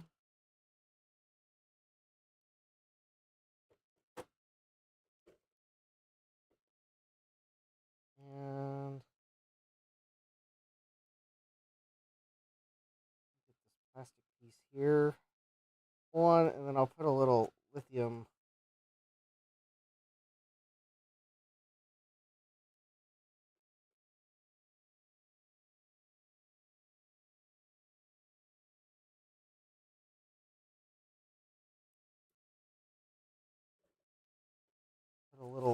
grease on that because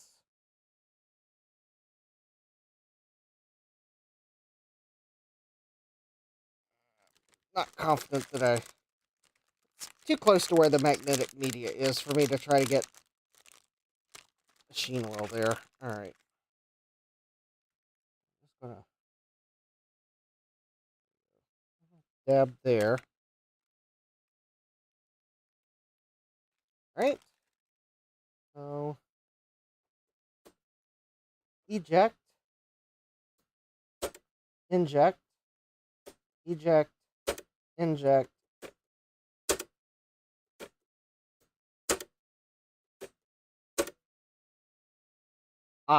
Okay, now this feels very decisive now, because before it was all gummy and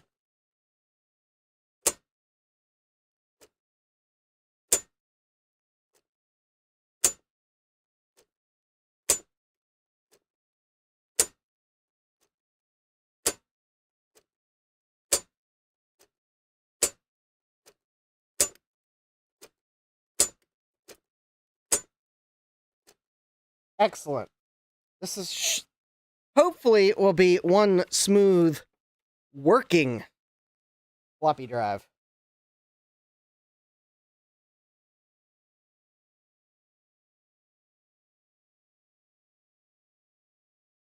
All right, let me kind of dab up some of the excess oil now.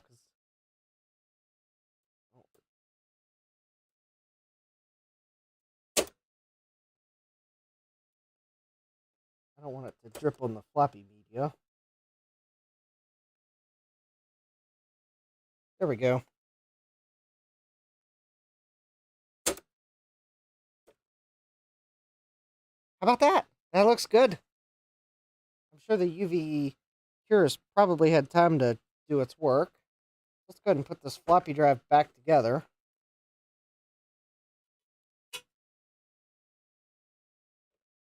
Oop. See a few more spots. I should probably wipe up excess. I got a little bit too much there, where I was just trying to get where the bearing slides, and I got way more than that. All right, there we go. That looks good. All right. So hopefully this floppy drive works as good as it sounds now, because it sounds snappy.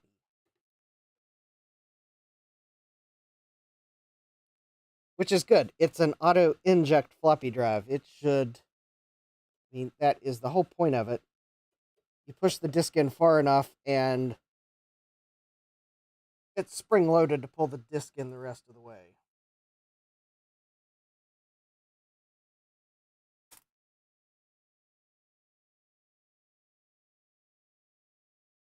Whereas the later Macintosh floppy drives were manual inject, so they were very much like PC floppy drives, where you had to push the disk in all the way. All Macintosh floppy drives were auto eject, however, because to make you push the button to eject the disk would be pedestrian, I guess. Actually, it's probably because Apple wanted you to properly eject the disk. And what better way to do that than to not give you a manual eject button?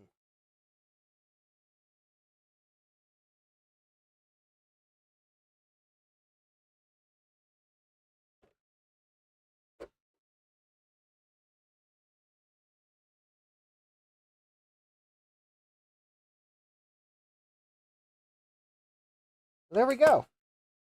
One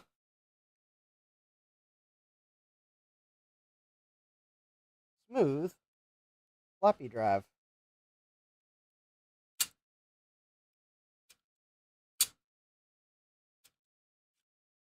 All right, floppy drive is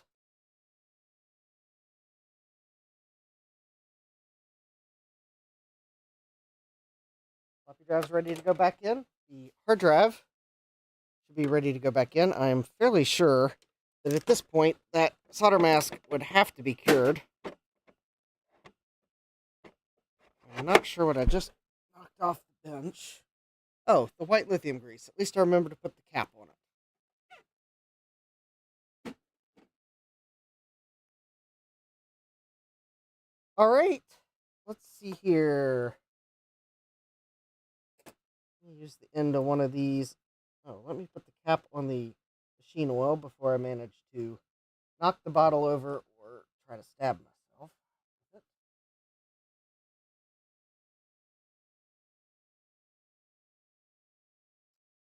Or potentially really awkwardly both at the same time. Okay, I think the solder mask is cured. floppy drive's lubricated, the hard drive imaged. Of course, I did that previously. I guess the only... How about, let me go ahead and do one last thing to just kind of wrap this part of it up so I can set it completely to the side. Let me go ahead and put the drive stack back together. So there we go. The front edge of the hard drive fits in. Tabs go in. And then there's 2 screws back here. And one is here.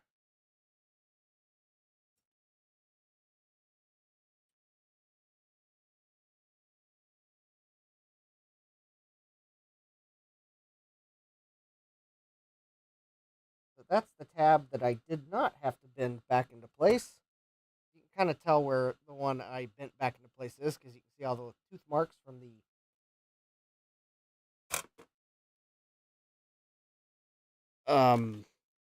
vice grips. But that's fine. You won't see it by the time it's put back together. Alright. For the other screw, I am going to borrow one from this hard drive, floppy drive cage that I bought on eBay. That will be the quickest way to put this back together for the SE30. I will go to the hardware store and buy another screw to put the... make this one whole.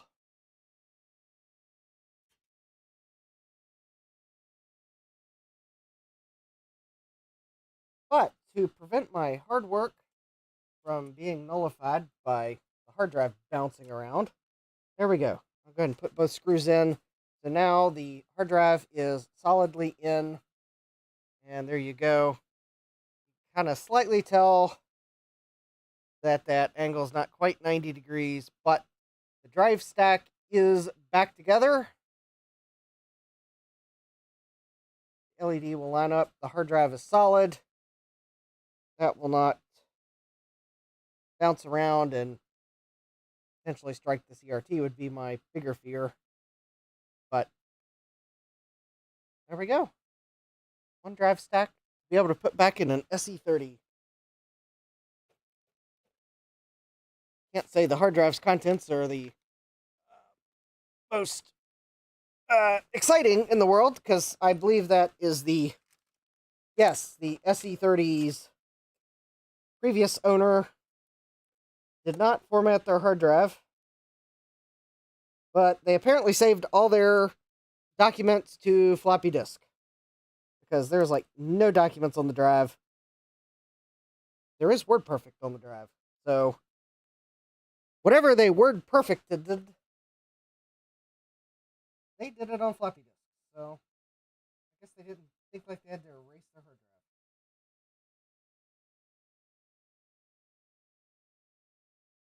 So what they WordPerfected, I don't know.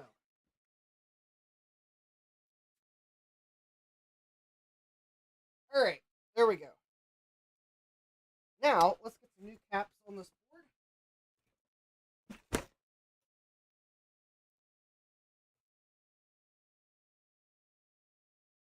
To facilitate that, I'm going to go ahead and pop these sims out. I think these are 1 megabyte sims.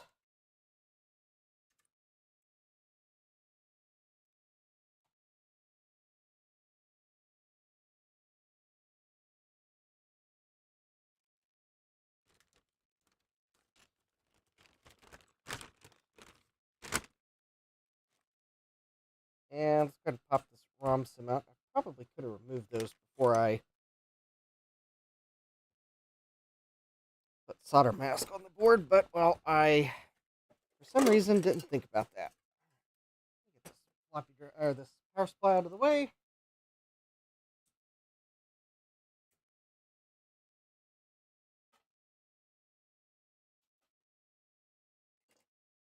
All right. There we go. Let's see here. Zoom in a little bit. So I have replaced the axial caps, I did that to test it previously.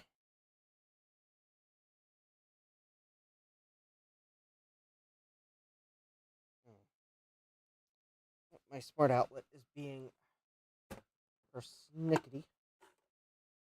All right, let me reach behind the bench and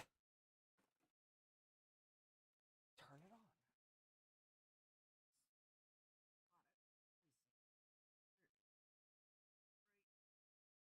Oh, of course, right out of reach.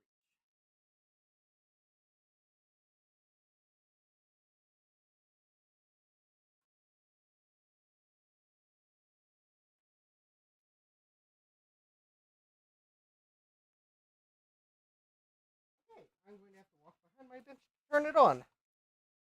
Or actually, I'm just going to unplug and replug the smart outlet because it's not connected to my Wi-Fi at the moment.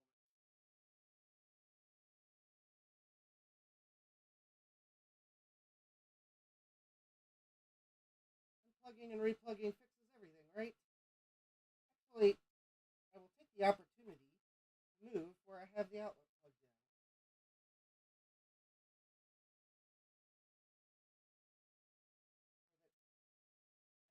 So that I can better reach it if it continues to be incommunicado. There we go.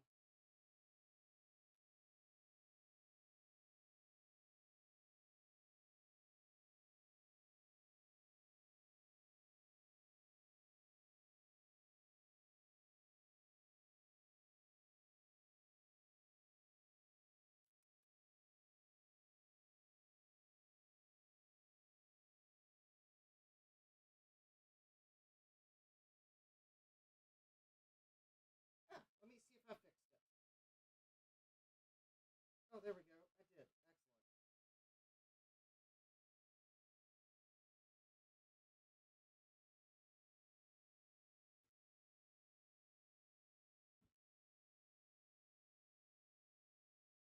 All right.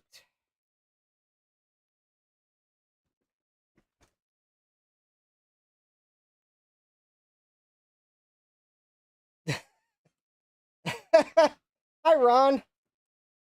Ron says, quick, everyone sign Justin up for AARP.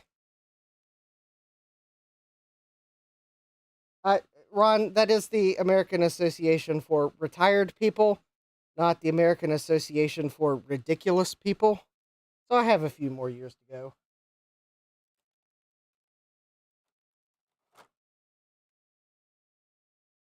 If it was the American Association for Ridiculous People, then I would have probably have already been forced signed up for all my uncle jokes.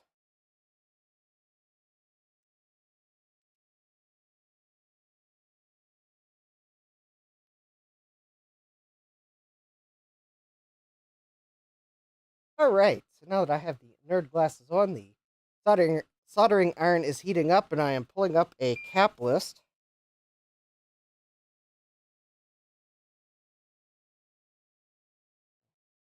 Thought there was a spider web hanging on my nerd glasses. All right, let me pull up a recapping guide.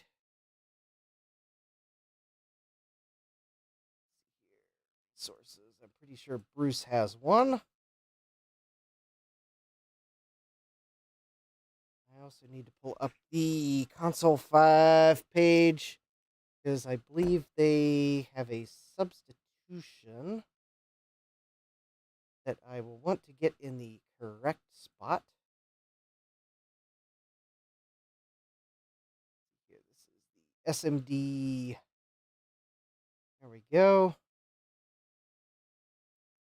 All right. So there are C3, C4, C9, and C10 get the axial polymer caps from the kit.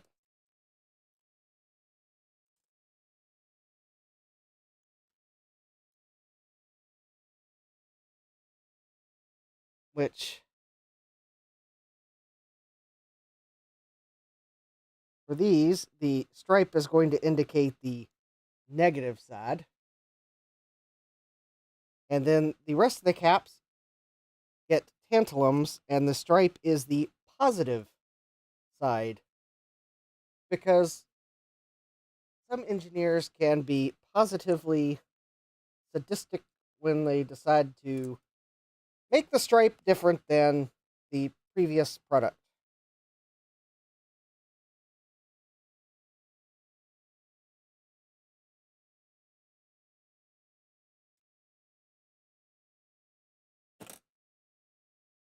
So I think to eliminate the chance I'll put these in the wrong spot, actually,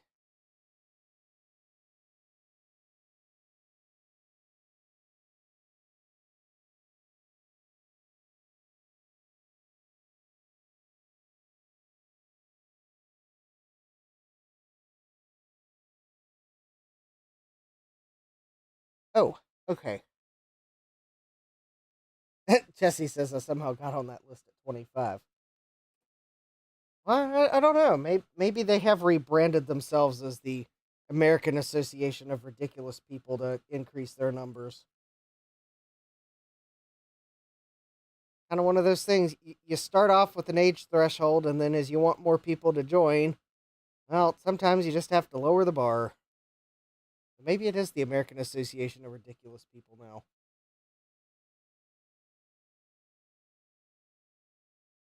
Although you do have to watch out for that American Association of Radish People, because they're going to convince you that you want to eat radishes and ew.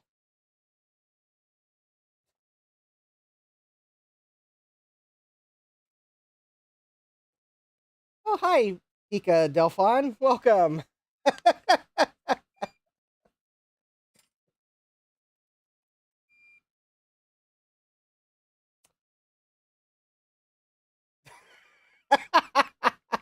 Jesse says, you have to be ridiculous to voluntarily move to Marshfield, Wisconsin when I started getting them 15 years ago. Thad Max says, I may have already been influenced by the Association of Radish People. Yeah, you can keep your radishes. I'm not going to steal them from you. All right? Deal. All right, let's see here. Let me go ahead and put these C3, C4, C9, and C10 on.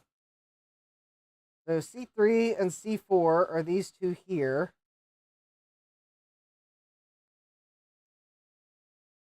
Actually, I got a better idea. Looking at the recapping guide, let's first take care of this little 1 microfarad tantalum capacitor.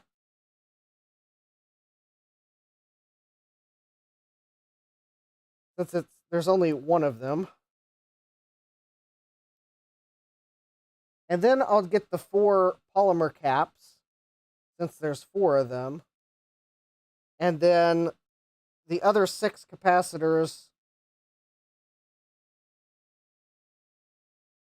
go the other 6 places. So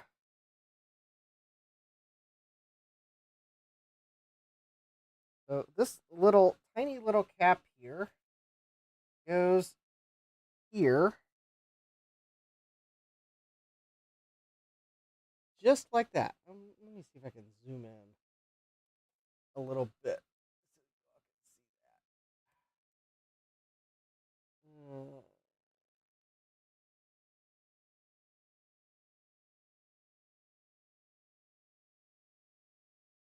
How far can I zoom in? That's probably about as far as I dare zoom in. All right. So let's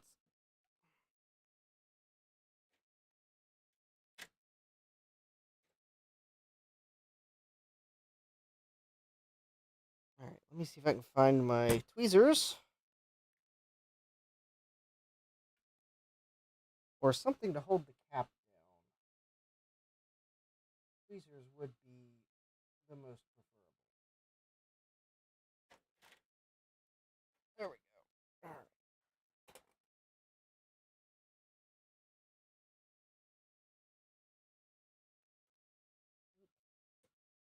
In order to do this the most sensibly,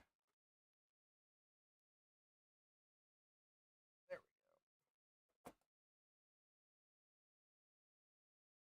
hey, Retrotech Chris, welcome. You joined in time for me to. Um, well, I'm probably going to the swap meet. Because actually, I'm going to drive up Friday and spend the night. And in fact, I've almost convinced myself to sign up as a vendor, even if I don't actually manage to bring anything to sell, because then that means I can get in at 7 o'clock and park my car in the in at the event and set up a table for people to take the buttons for my channel. Ah, Chris says, oh, no kidding. Okay, you already have a plan. In that case, I won't feel bad for bailing. All right, I won't make you feel bad. You could just tell me that that you had a high level project to work on, even if you're working on the data port driver for MS DOS for Blue Scuzzy, because that's a high level project.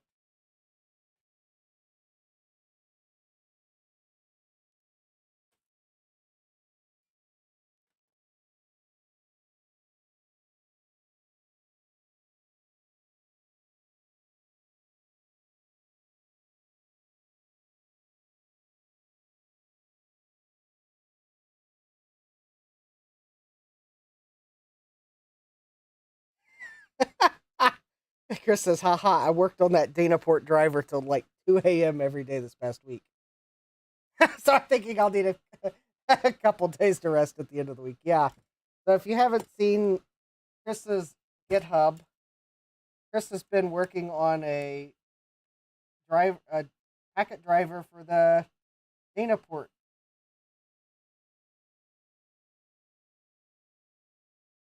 So go check that out. It is very, very, very beta, as Chris puts on his GitHub. So your mileage may vary. But yeah, go check that out, Chris. You can put a link to your GitHub in the chat if you want to. I know we've got at least a few Blue Scuzzy fans in the chat that might like to check out the Singapore driver. So there we go. We have one tantalum capacitor.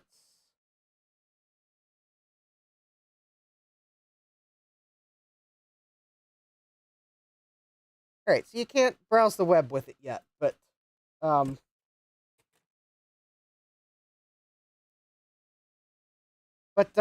think you can ping with it, and that's an important start. All right, so we've got our 1 microfarad tantalum. Looks a little bit crooked, but I think that's because it's resting on UV cure solder mask. Yeah, I'm pretty sure that's it. It's gonna bug me. Let me see if I can't.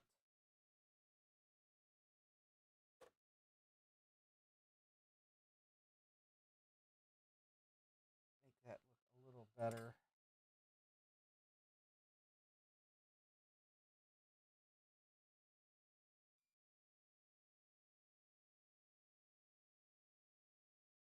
Yeah, it's just the UV cure solder mask under it. Okay, that's fine. It can be hard to get that applied totally flat.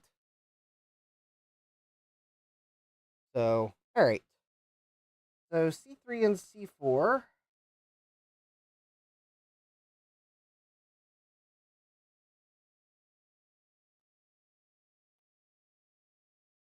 Are two of the 4 caps that get these polymer caps.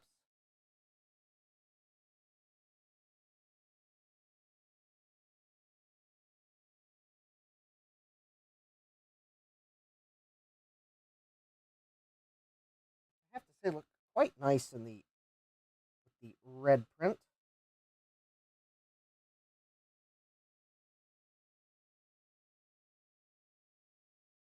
also fit very nicely in the footprint.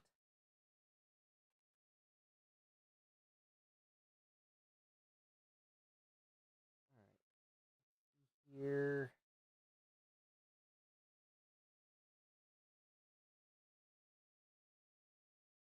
I think that's probably the point where if I try to move it anymore, I'm going to make it look worse. So we will go with that. All right.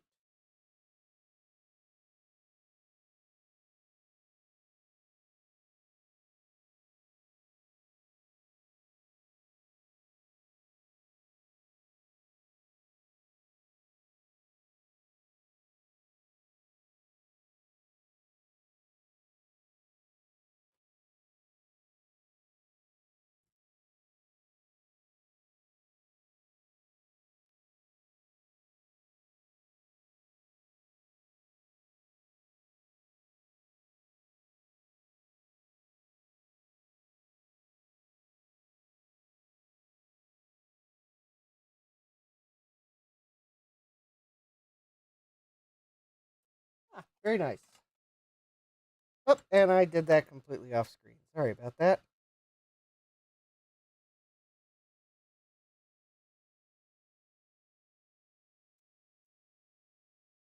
Let me touch these up just a little bit. The solder joints look a bit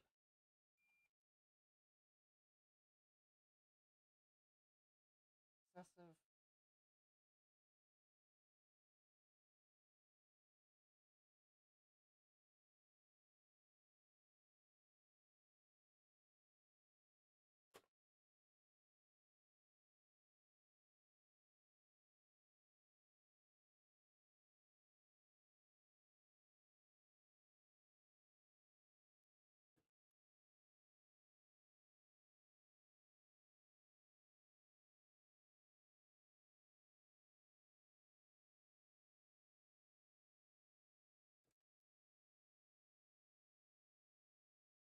Oh, Chris says you can ping with it and he can connect to an FTP server. Very nice. So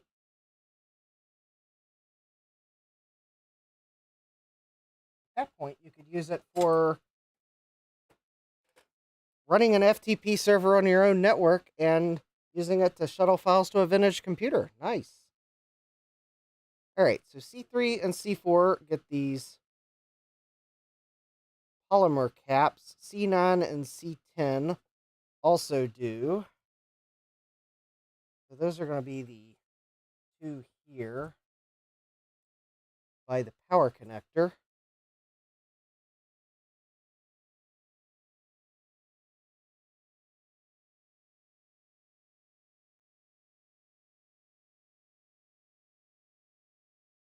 And these being polymer caps, again, stripe is on the negative side.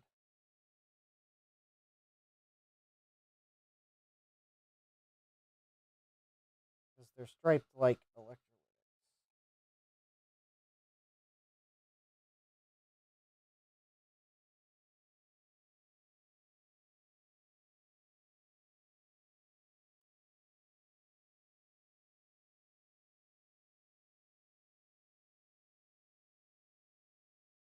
There we go. I think that looks fairly decent.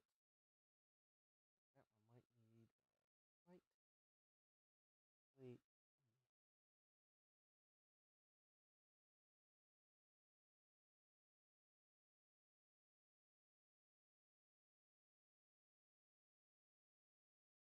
There we go. That looks like that's in place.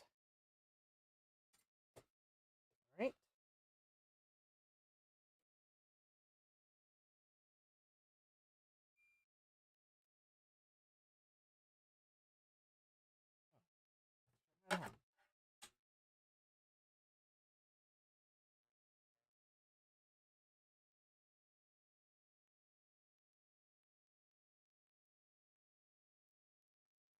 Please make sure your tray tables and seat backs are in their upright and locked position.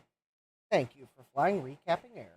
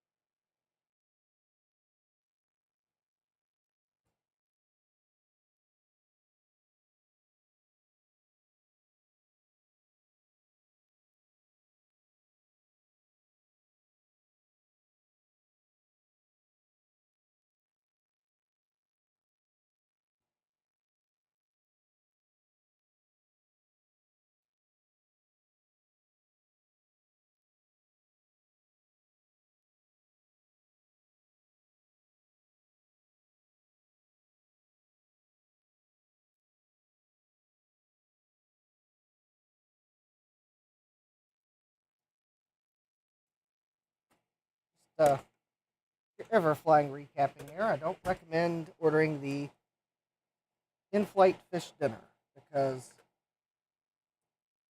yeah.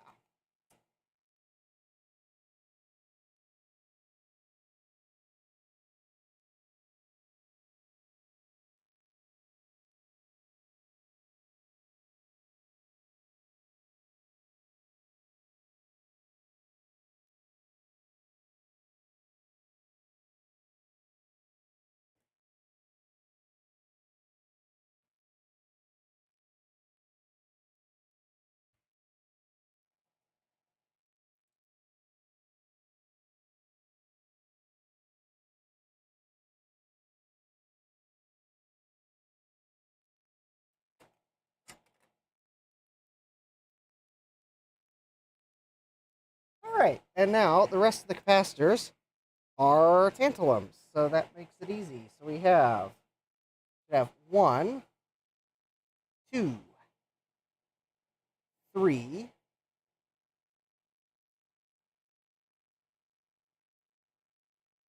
4, 5, oh, 6.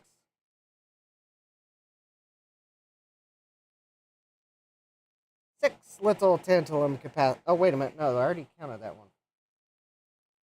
Oh, there it is. 6. Yeah, 1, 2, 3, 4, 5, and 6.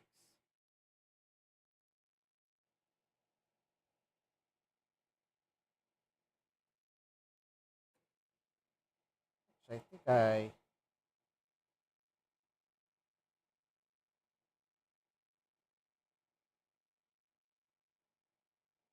Oh, I think I see why they picked polymers for these caps. These are 25-volt rated polymers. I bet those are on the 12-volt rail. The rest of these are probably on lower voltage rails. Probably longer service life in that tantalums don't like to be overvolted.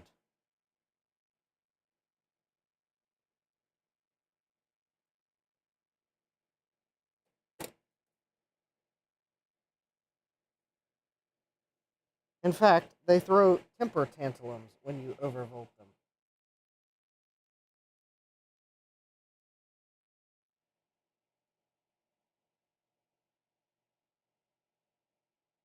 There we go. Sign me up for that American Association of Ridiculous People for my comment about temper tantalums.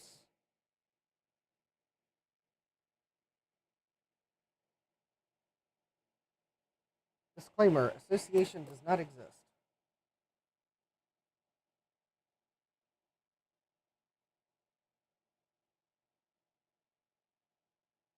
Oh, I should probably.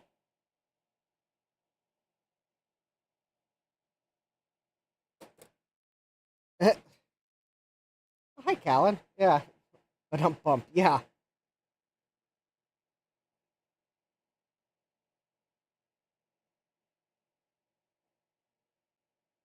There we go.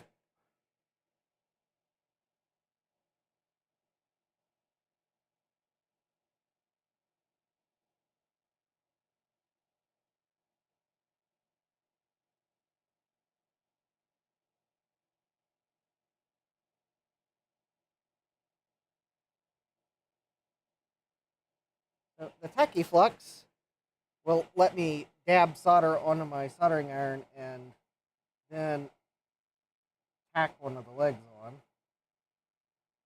It'll also give a slight amount of holding power once I get the tantalum caps lined up.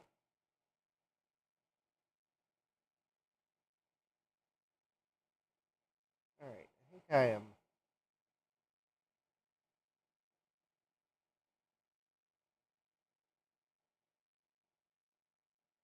There we go. I'm happy with that. Alan says, oh, sorry, been working, but listening, trying to get everything done for VCF Southwest is coming up fast.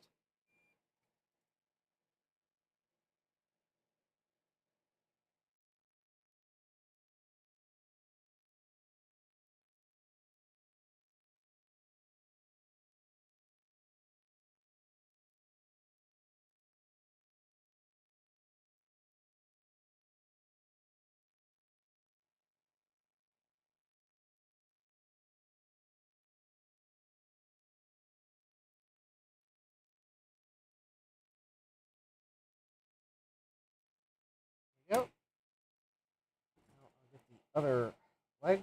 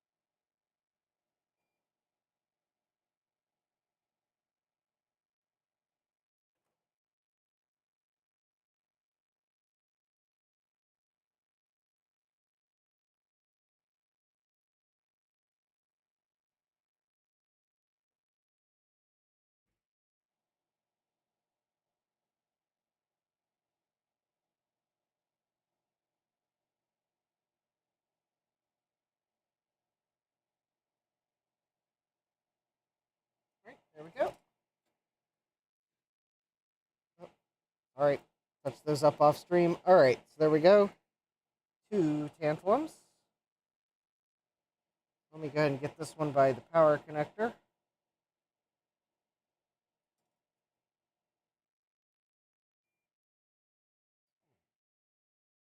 Okay. I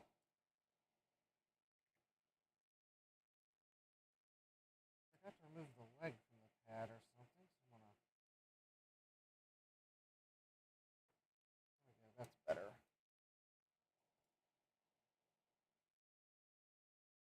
Okay.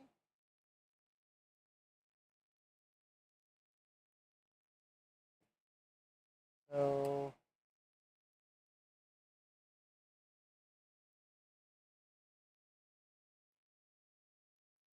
yep. Benefit to those polymer caps. They'll last longer.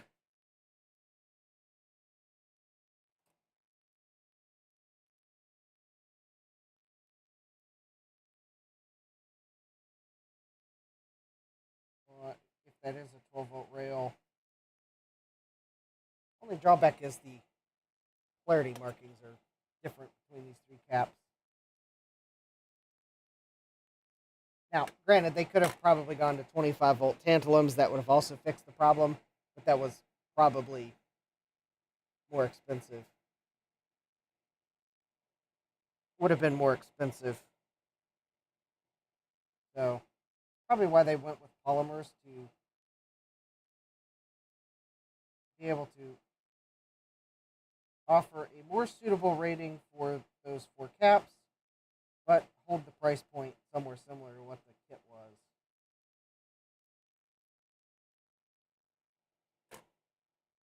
Which, for that, I think I can say that that's a good trade-off.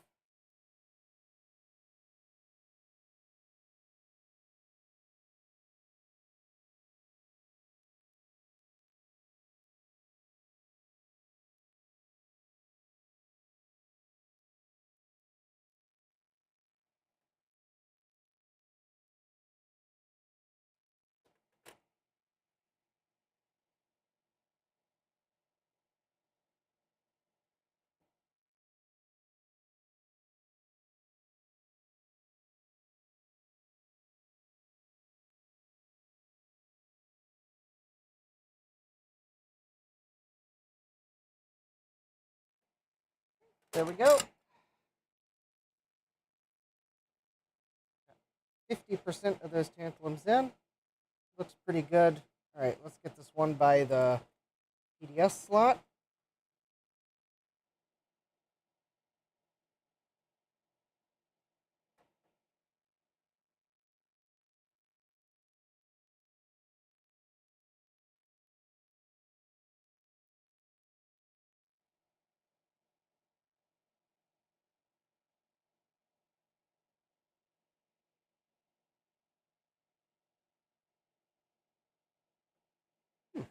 pretty good right there.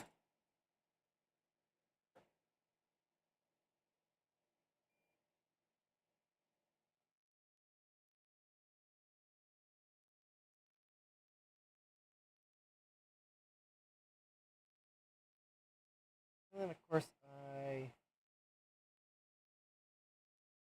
slid the cap.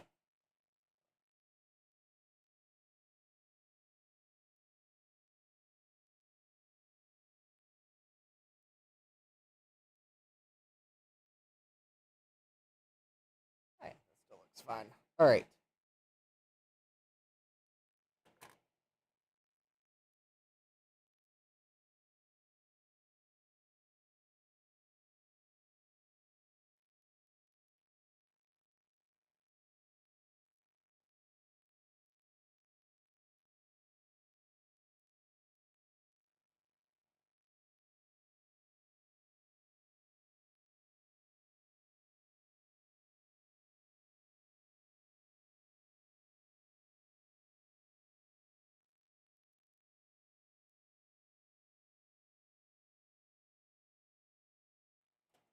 There we go.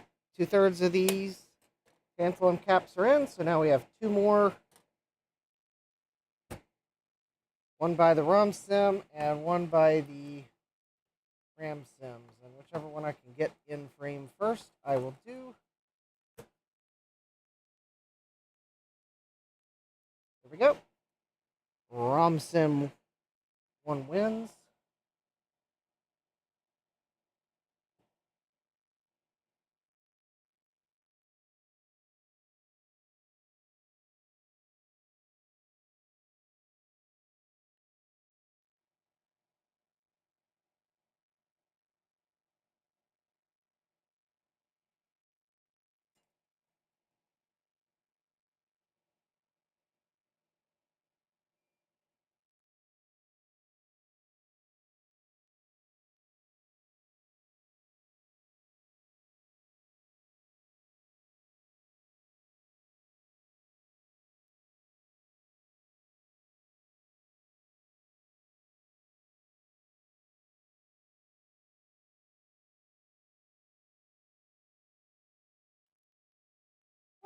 That was embarrassing.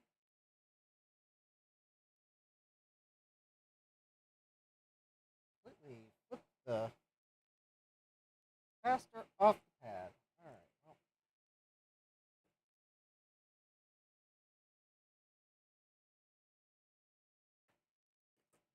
I will just try it again.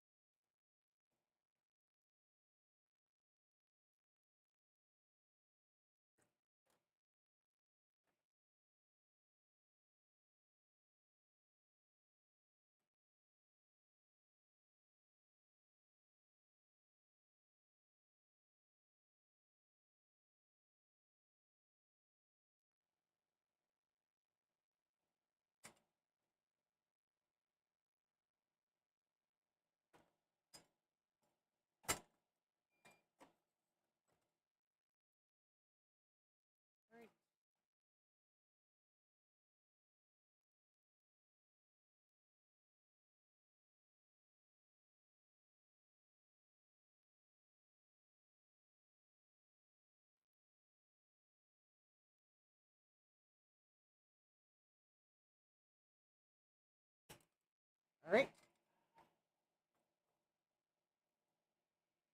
And one more to go. Bob says, hey, this looks SE30E. Yeah. I'll have to catch up with the chat. I'm kind of falling behind while I recap.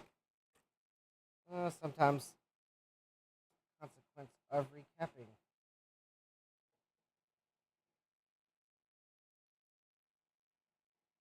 Yes, this will hopefully still be one little happy Mac.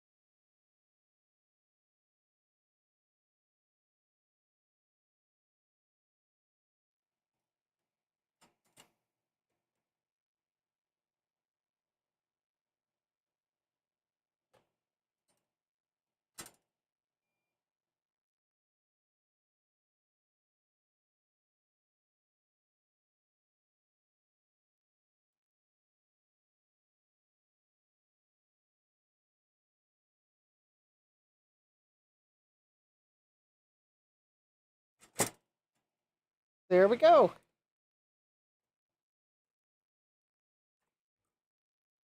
All the capacitors are in. So let me do a spot check here. All right. So polymers, so positive, positive, positive, positive, positive, positive, positive, positive,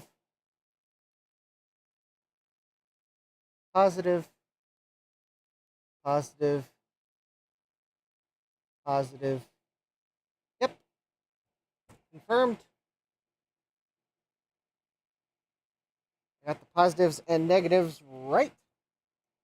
Let me get some of this flux off the board.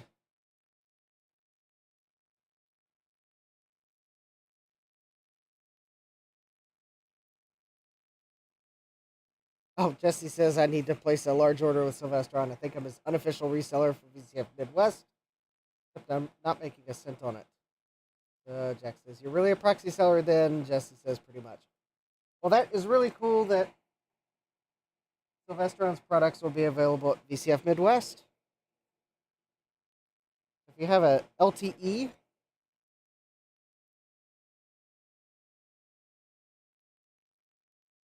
least with a bad floppy drive, LTE Elite, I believe. One of the products Sylvestron has. Trying to think of others. I'll inevitably forget. Jesse will probably point out in the chat.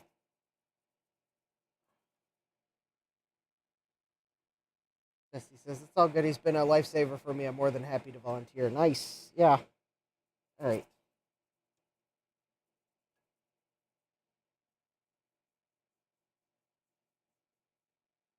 And Jesse says, I mean, someone has to represent Compact. I know.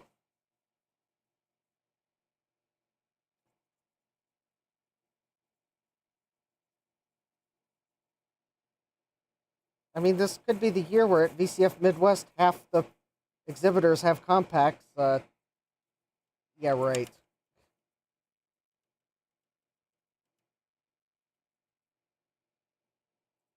It'd probably be more likely that Jesse's the only person with a compact than, than a significant portion of the exhibitors have compacts.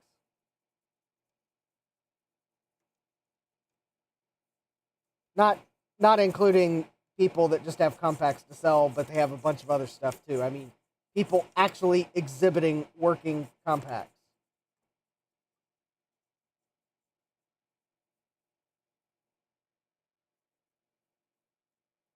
Differentiating them from the vendors.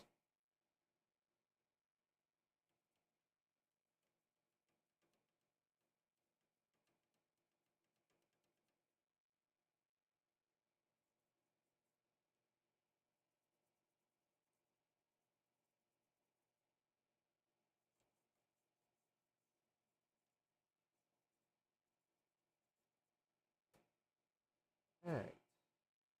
Let me let this board drain off so I can dry it. Probably spray some contact cleaner in the PDS slot. In case I got flux down in it. Power connector, why not? ROM sim. RAM sims.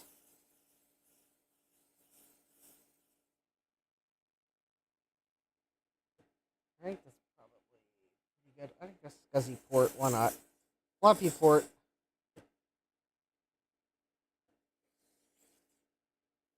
Battery connectors.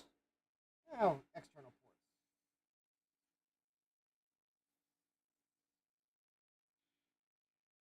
There we go. Happy little connectors.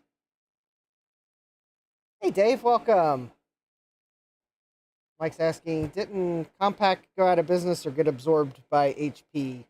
Yeah, they got absorbed by got bought by HP. Absorbed would maybe is a better description because I think for a few years HP kept the Compaq brand alive. Basically, I think you would find HP Compaq branded computers. But at some point I think they pretty much went to the HP brand.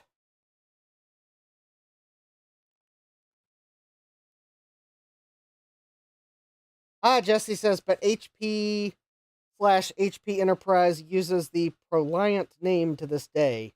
Yes, the Compaq Proliant had a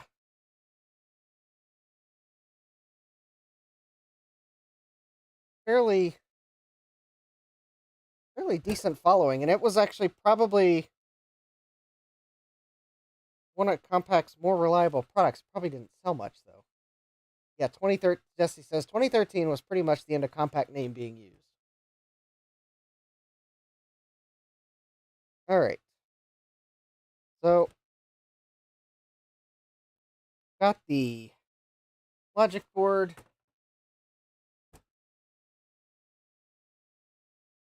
Flux cleaned off of it. Contact cleaner on it. Mike says I'm pretty much waiting for an E-Machine's revival. Never obsolete. Alright, so while we wait for this, I am going to do some arts and crafts.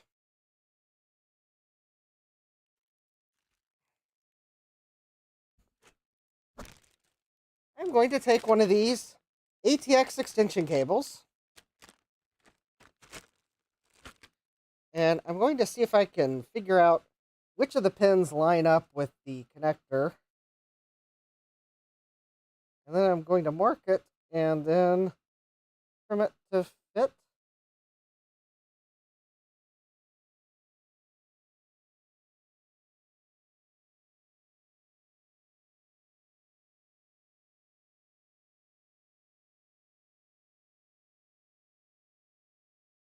That's weird.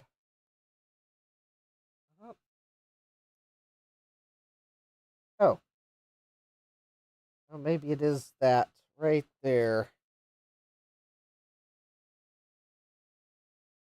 Now, mind you, the colors are all wrong. But it's just an extension cable. Alright, so it looks like this is where we trim it.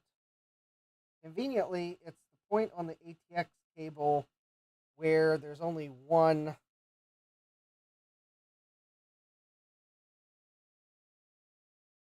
I think where the negative 12 volt would have been on one of the pins.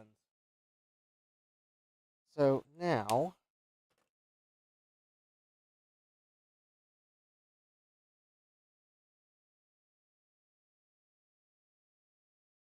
I can find a decent way to trim that without completely boogering it up. All right, let me see if I can find a pin extractor.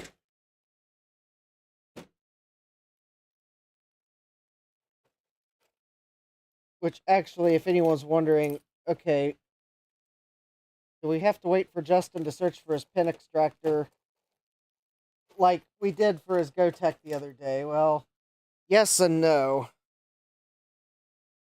No, in that I know where all the pin extractors I have are, but yes, in that they're not labeled as to what pins they extract, so it may take me a moment to find the one for ATX pins.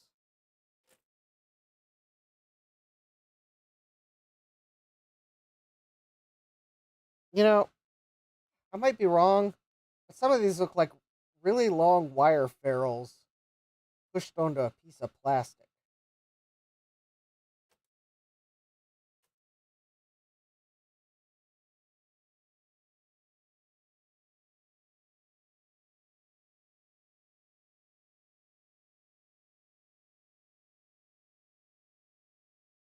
Mm,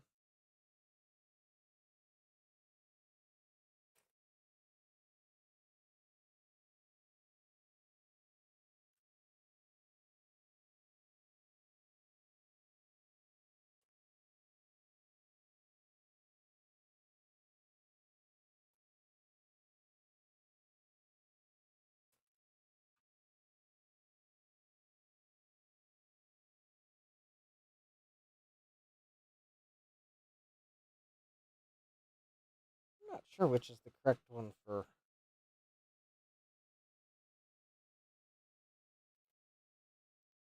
You know, none of these look like they're the correct one for an ATX connector.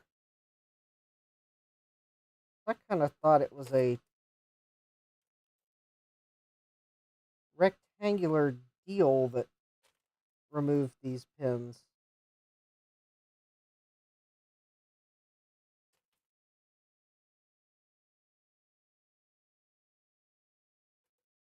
Oh, let me guess. Be one of these wire ferrules that.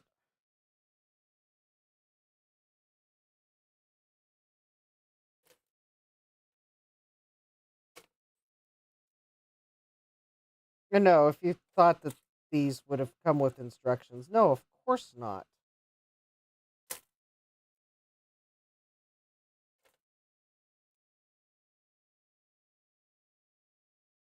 I feel like this was a rare Amazon regret. I should have probably returned these the moment I saw.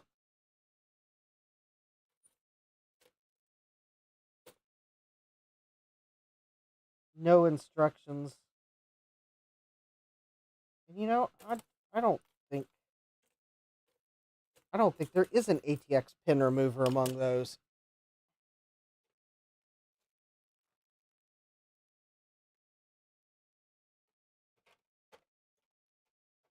Never mind the fact I think it was sold with that being a mentioned possibility of something you could remove, and yet I don't think there's an ATX pin remover among those.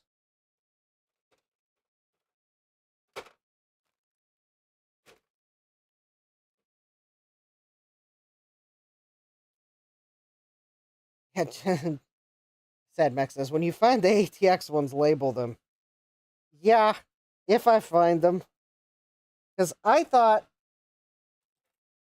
the pin remover for these ATX pins was basically a, like two parallel metal pieces.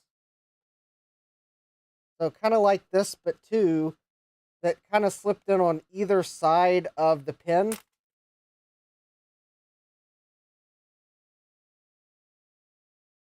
Because I was wanting to get the pin out on this one side before I attempt to cut it. But I think I'm just probably going to have to full send.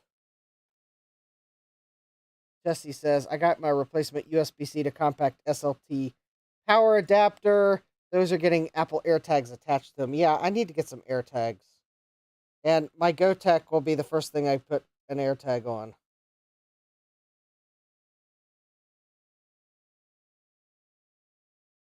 In fact, I actually almost made my coffee go for AirTags instead of swap meet potential regrets, but well, you know me.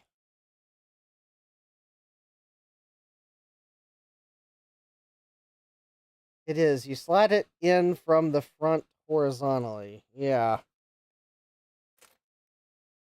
Either that or they intended you to use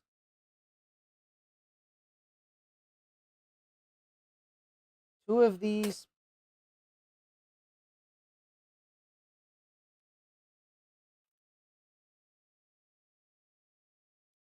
Let me guess. Is it something like, oh no, those are actually separate, different sizes. About to say, the reason I can't find the one I'm looking for. No.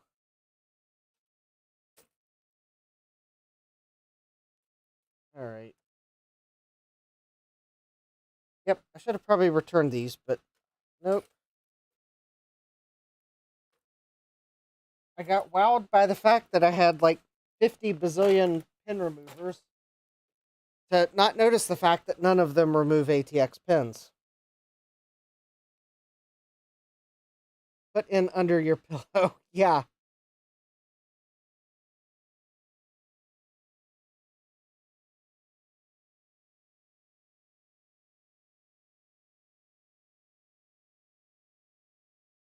Oh, hi, John. Yeah, John says, nice recap kit. Yeah, well, I was letting the board dry off from the isopropyl alcohol and contact cleaner.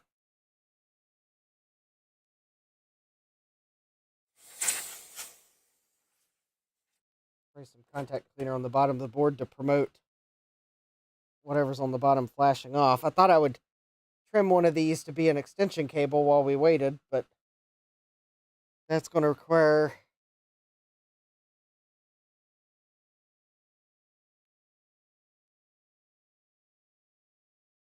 No, I wish I knew where my oscillating multi-tool was, because that would be perfect for... Oh. Hold on. I think I see it. I was about to say, I think that would be perfect for just, like, slicing the connector, clean down the... where it needs to go. There we go. Oh, it even has a blade on it. What do you know? Excellent.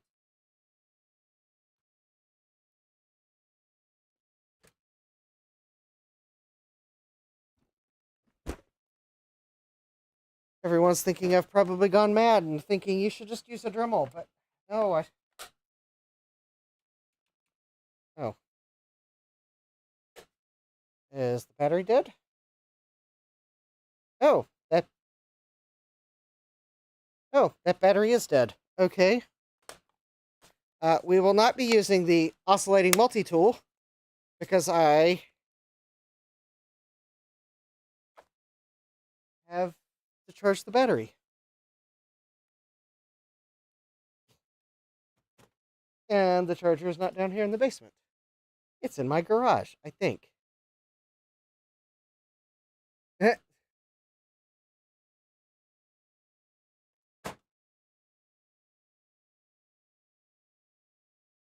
Yeah, do I not have another one of those batteries floating around here? Probably not. All right. Well, we will trim this later.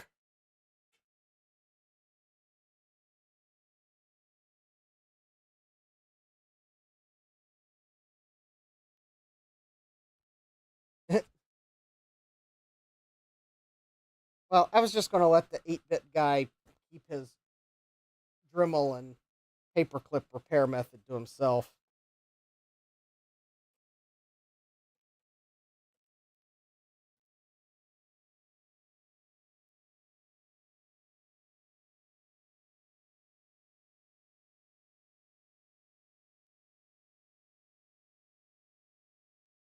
MacGyver techniques don't work for everyone.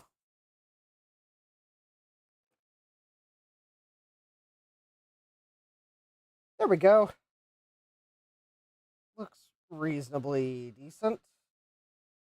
Caps are on straight. They're in the correct polarity. And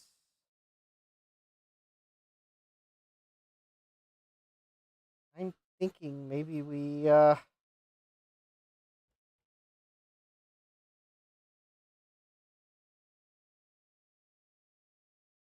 trying to think here. What's the best way to test the memory?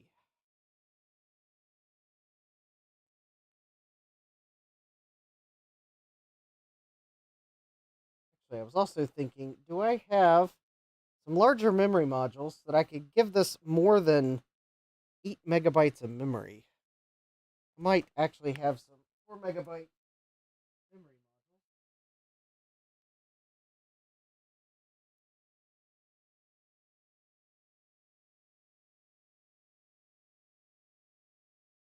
Well, I know I have 4 megabyte memory modules. What I'm looking for are my 4 megabyte non-parity memory modules. So I can save the parity ones for PCs that need parity RAM.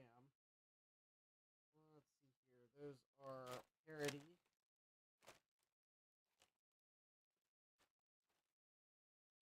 Or at the very least, save them for a computer that I don't mind disassembling to borrow the memory should I need to use it in something else.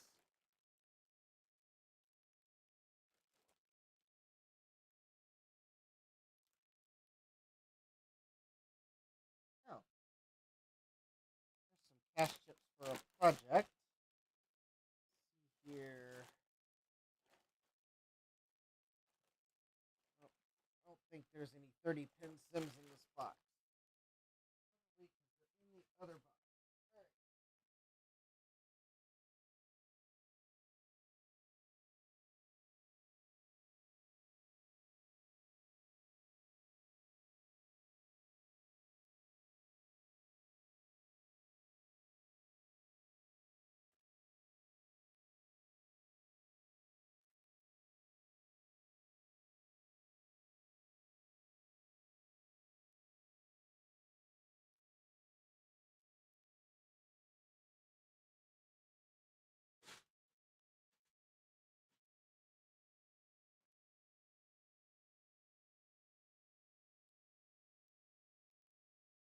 All right.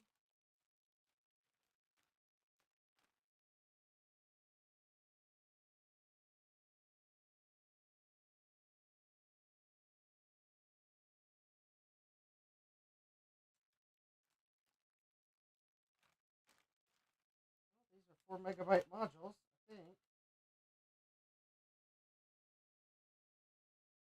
They're also parity modules, so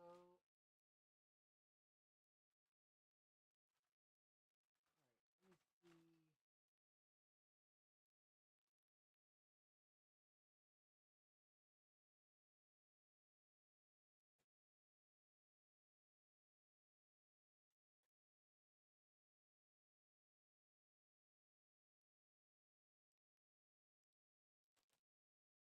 Here we go. I got some more memory modules here. John says test with 1 megabyte. Oh.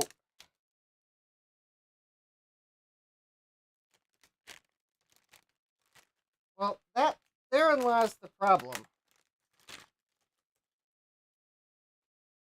I was feeling confident enough that I was just going to put the thing back together.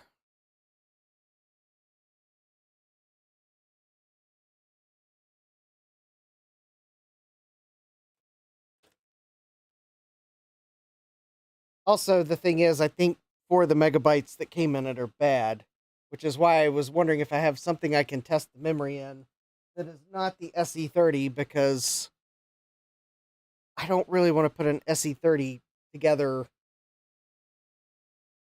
Jack says, I've learned my lesson with putting stuff back together. I have too many computers disassembled. I really do need to put something back together.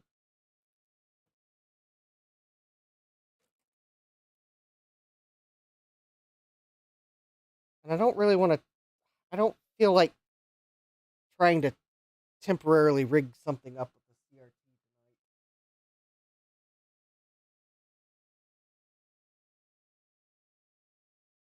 All right, here's what I'm going to do to test that memory. I know this may seem like sacrilege, but hear me out.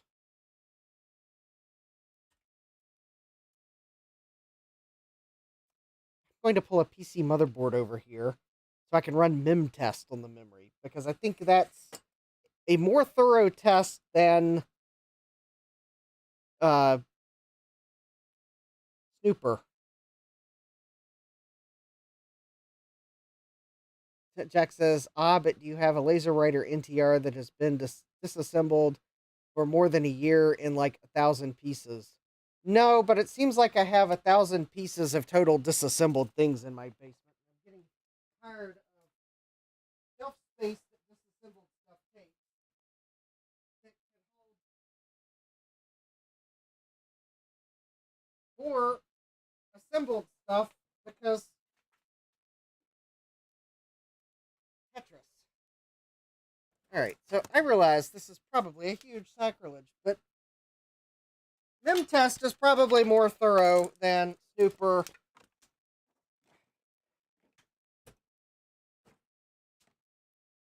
And MemTest is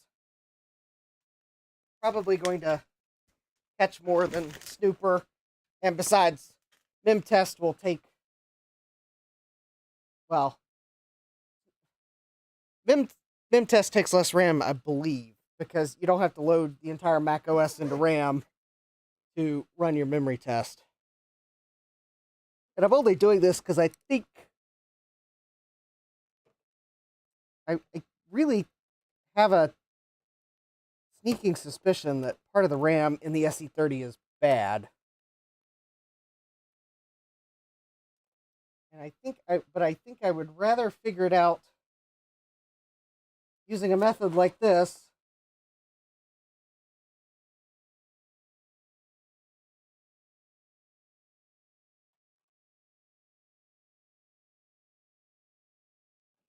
than to put the thing together and then have it fail.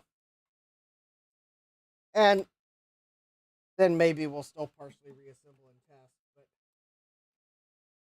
let me at least see if my memory suspicion is correct.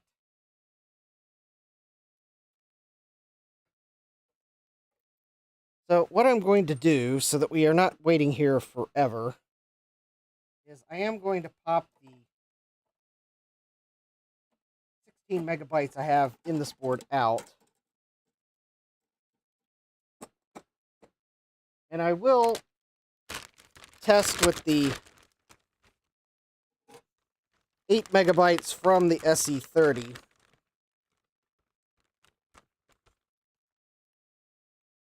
But what I am going to do is I'm going to put the 4 that I'm pretty sure are good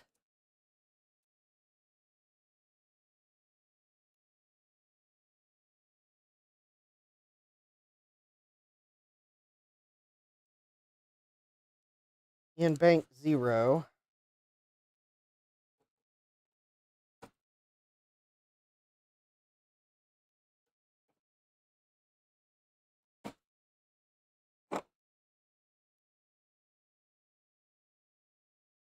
At least hopefully we boot. And then I'll put the other 4 megabyte in bank 1. And also, for anyone wondering, yes, this is the board where I had tried to upgrade the cache and failed. And it turns out the problem was Mr. BIOS. The Mr. BIOS that I had picked does not, for some reason, was not supporting more than 64K of cache on this board. I don't know if that's a problem with the way this board is designed, that it was a board-specific problem, or if it's maybe the Mr. BIOS for that chipset, or what, but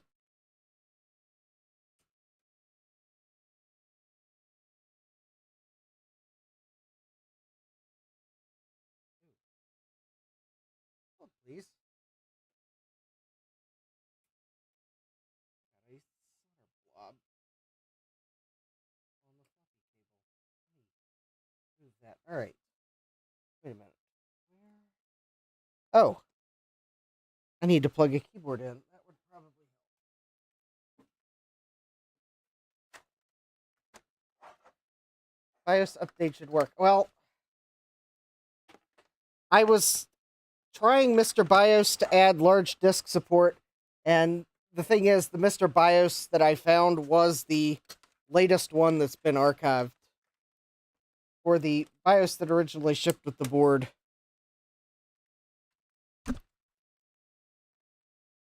Oh, am I on the wrong capture input? Hold, please.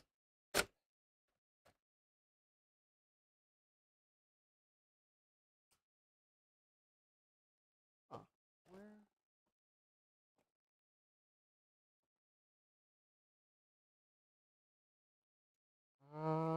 Hold, please. Oh, I must have. One of these sims must not be seated.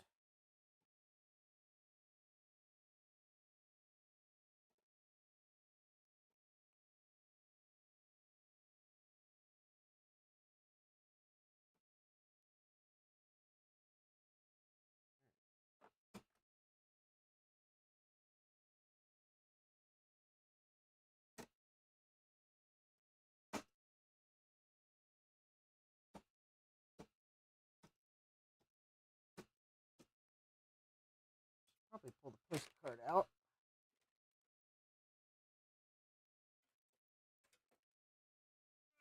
Interestingly enough, I may have confirmation that there's a bad sim among what I pulled out of the SC30. Alright.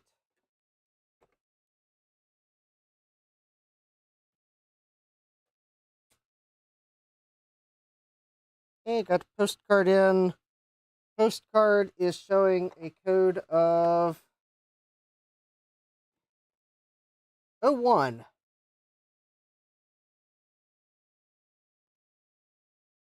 Oh, hold on. Am I doing something dumb here? No. Okay, the processor's in. The math coprocessor's in. Cache is in.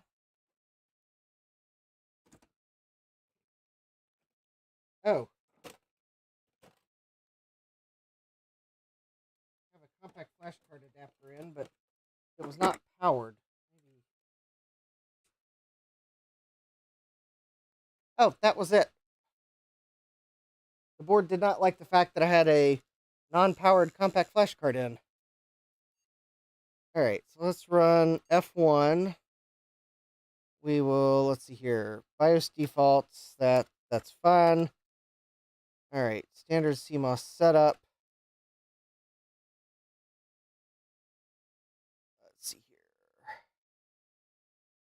Configure floppy disk. And, oh, good. Okay.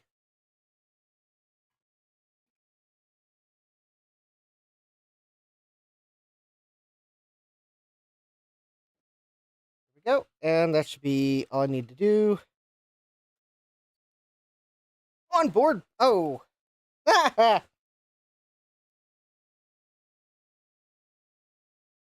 should be all I need to do. Famous last words. I got to turn off parody.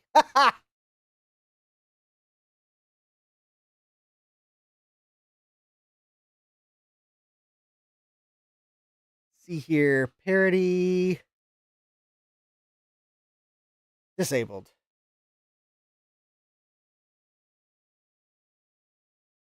Yes. PCs do care if you've got parody enabled. Oh, Trina, I'm running MIM test.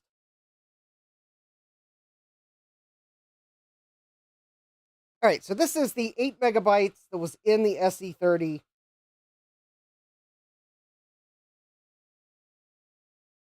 I am thinking there may be a bad sim that is probably in bank 1.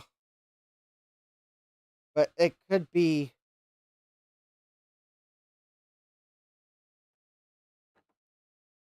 just kind of going on the eBay symptoms.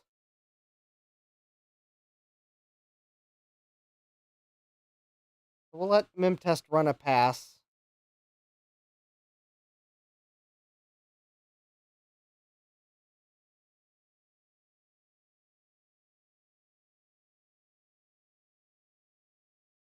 It won't take that long. And if it works, then I guess we'll put the 8 megabytes in the SE30 board and we'll try to boot. Jean-Francois Paré says, don't forget to send royalties to Trina. Yeah. Hey, Sean. Jack says Trina's ears are burning.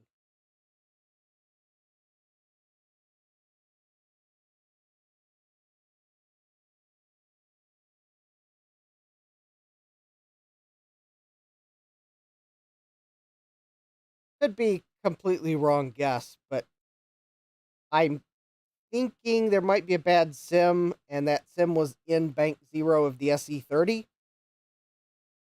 I put the memory modules the way I did because I believe what is in bank 0 of this PC is what I had in bank 0 of the SE30 for my test last time, but I'm thinking those sims might have been in bank 1, potentially. I think someone may have upgraded the SE30 with some mismatched but timing matching RAM for a like free upgrade later in its life. Although I don't think any of it is Apple original RAM. But I'm just kind of guessing that if you had 4 megabytes in a computer and you were going to throw another 4 in, that you might scrounge and come up with some timing matching memory that's not quite an exact match otherwise. So I'm thinking that semisimac pattern could have been because there's bad memory where in a point of the computer where it just couldn't do anything. But we'll see what MemTest says. MemTest may show that the memory's totally working, and in which that case we'll put it in the SE30. I am trying to think where I might have 16 megabytes of non-parity memory. I've got parity memory. It's just SE30 can't use parity, and John says, I assume it came with 256K modules from Apple. Did the SE30 really only come with 1 megabyte of RAM? That just seems like a really low amount for such a powerful machine. But then again, memory would have been expensive in 88 or 89.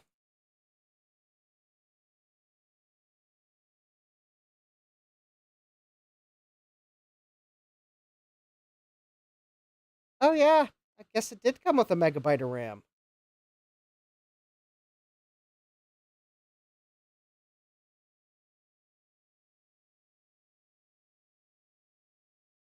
Yeah, okay. A megabyte of RAM and a 40 megabyte hard drive.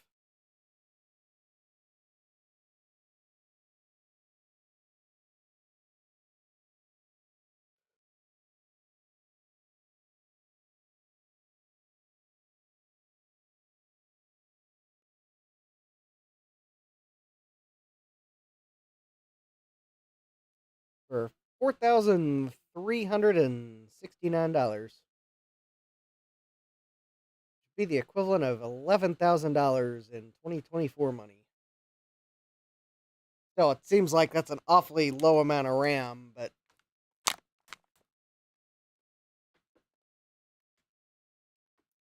Jack says I have 65 megabytes in mine right now. You don't need that much.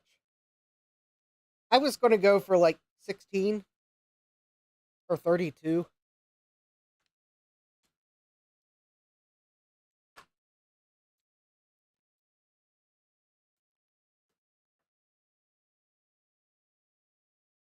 I mean, so that I could use WordPerfect on really long documents. And of course, I'm joking about the WordPerfect part. Partly, I might still have to check it out to see if it was worth it on the Mac. I mean, 8 megabytes will get me a lot, but Cupbomb says mine has 20, perfect amount. Yeah, that seems about right.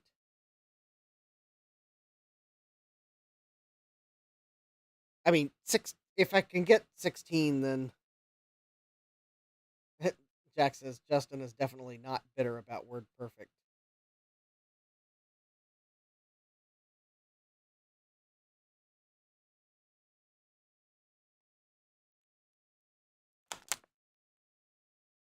I don't know where my beef about WordPerfect comes.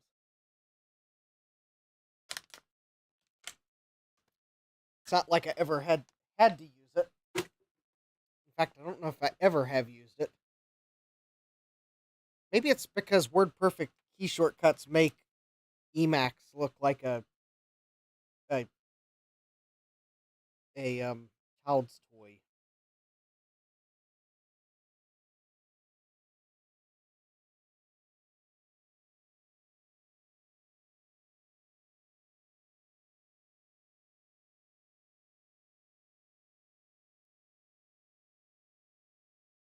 Yeah, Jack says 20 megabytes is plenty for just about anything. If I could find 4 megabyte non-parity sims, then I would be set in an SE30.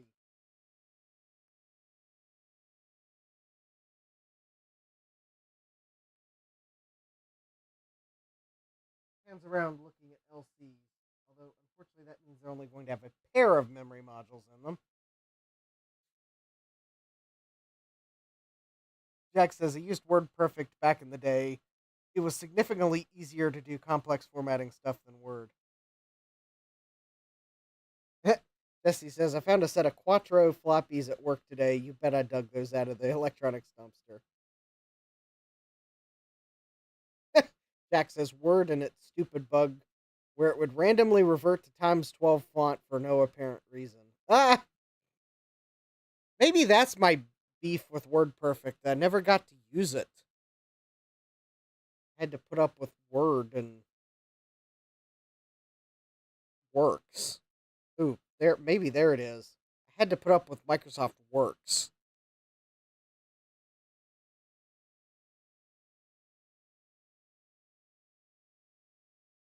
Yeah, it worked.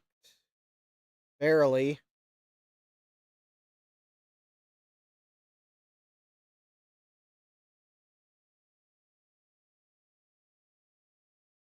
Jack says, I also used ClarisWorks, but it was significantly more limited than WordPerfect. Jean-Francois says, Emacs on a physical terminal was fun in the early 90s. Less so later on.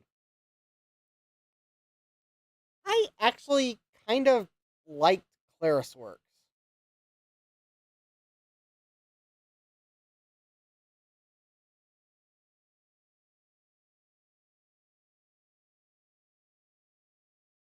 There's just something about it that I don't know.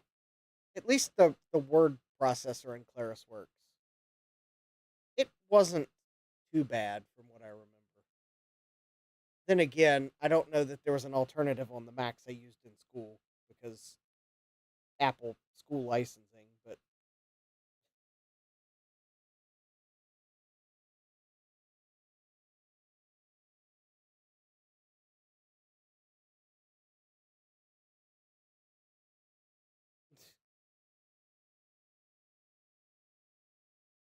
yeah, Copilot can kick rocks, that's for sure.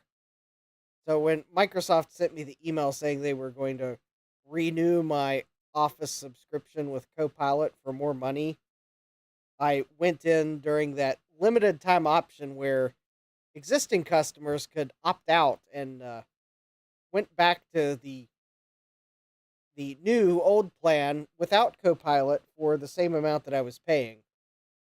And that felt good. Sedmex. Sedmex says clip it is more endearing, yes. You see, if they had actually made it so it was clip it, then I would have felt nostalgic and would have paid them more. But no, it had to be Copilot. I mean, they could at least have made it like clip it and made me think they were going all nostalgic, even though clip it would eerily be giving me AI sounding suggestions. But be the little tink, tink, tink. I see that you're trying to write a letter. Would you like me to help? Would you like me to start your letter for you?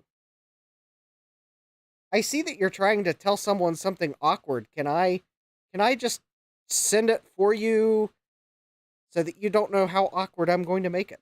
There we go. I'd pay extra for that. Like Jack says, My brain is so full of other stuff I cannot make space for Vim keyboard shortcuts. It's a miracle I can even remember how to change modes and quit. Mike says, ClarisWorks was not that bad. Pages, numbers, etc. are the evolution of ClarisWorks to a degree. Yes. Jean Francois says, when Microsoft added Copilot to Notepad, I knew they had lost the plot completely. Yeah.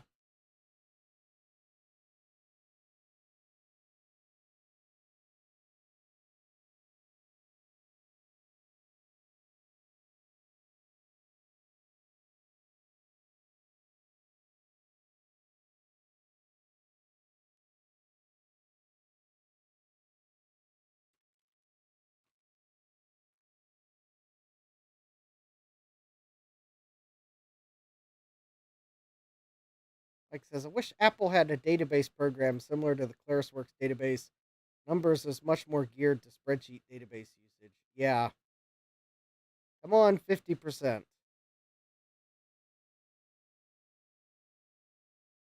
Yeah, maybe these sims are totally fine.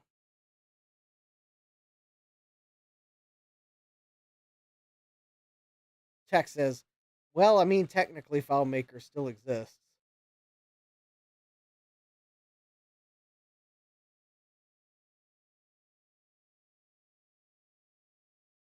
Tika Delphon says, and this is why I still use Windows 9.1 for my workstation.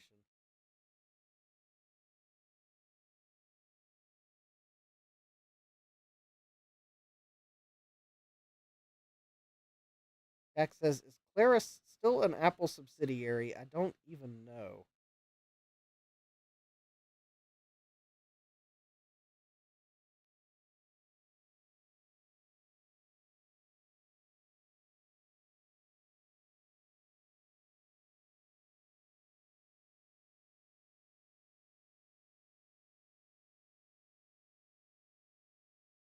Well, according to Wikipedia,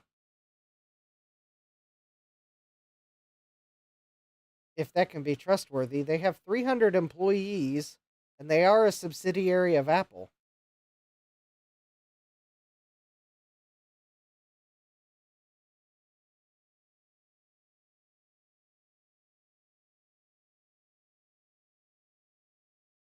The company develops, supports, and markets the relational database program FileMaker. Oh, so I guess, according to Wikipedia, yeah, they still exist. And,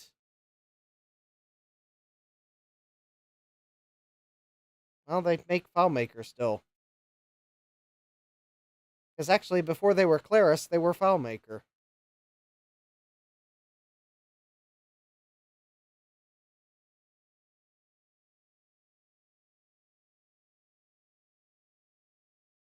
I guess Apple bought FileMaker in 1987, gave them the source code and copyrights to several Apple programs, mainly MacWrite and MacPaint. So that, because Apple was trying to separate their application software activities from hardware and operating systems.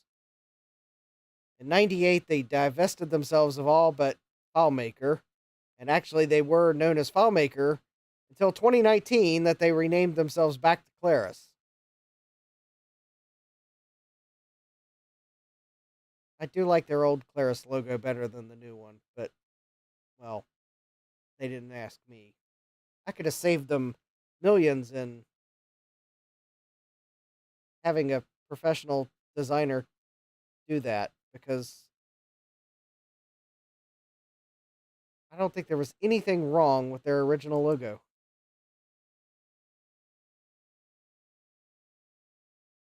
In fact, for $50 more, I would have suggested that they make the cow dog their logo. Claris by Claris.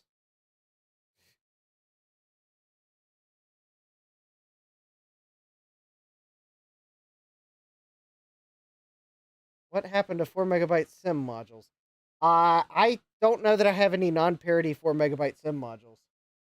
And I don't really want to bury parity sim modules in an SE30. Because I have plenty of PCs that need parity RAM.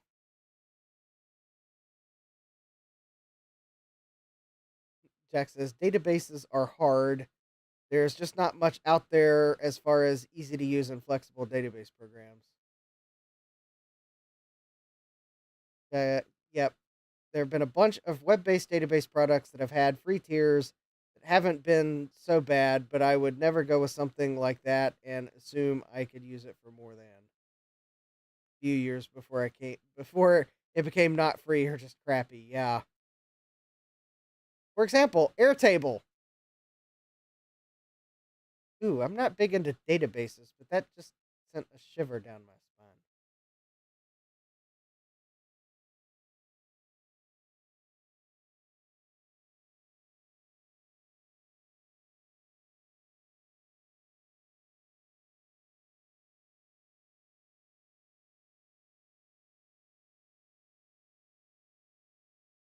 Yeah, I think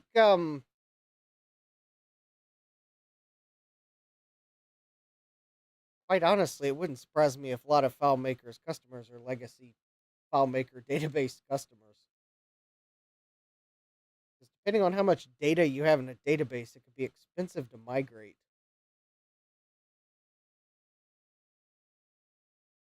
FileMaker may also have benefits beyond just being a database. Not oh, it's got a GUI. Okay, so FileMaker is going to let them create forms and whatnot. I was thinking FileMaker probably had something extra to it, and it does not surprise me that it probably has GUI tools for creating your forms for entering data. Because I knew there had to be something to differentiate it from MySQL and Oracle database and some of those.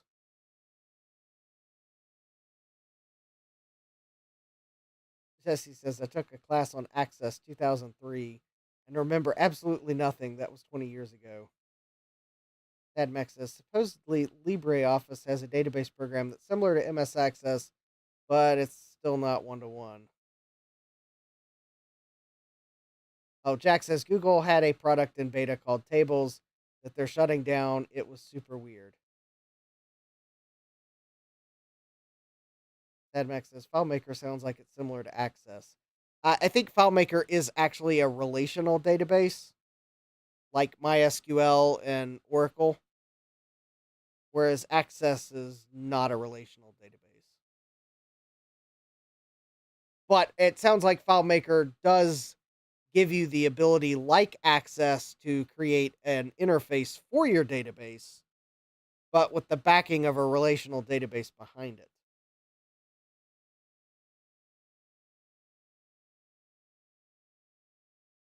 Yeah, Jack says someone who just wants to make a database to inventory their vintage computer collection or coin collection or whatever is not going to install MySQL or Postgres. Yeah, exactly.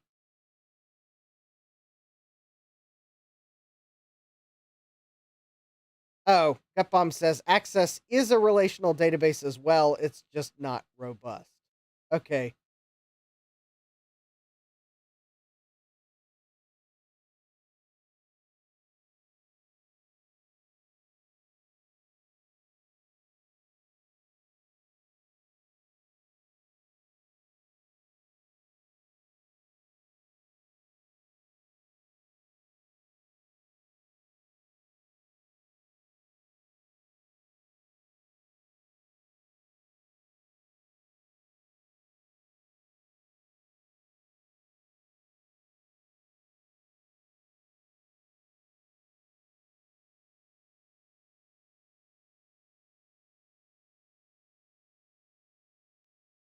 Oh,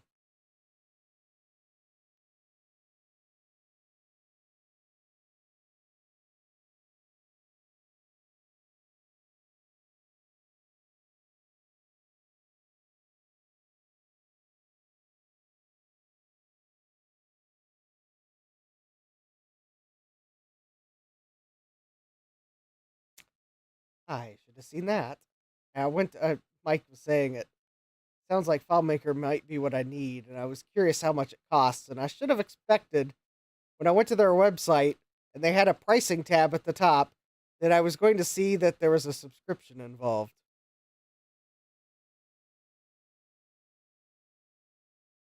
I mean, I guess in reality, it's maybe not that bad of a price.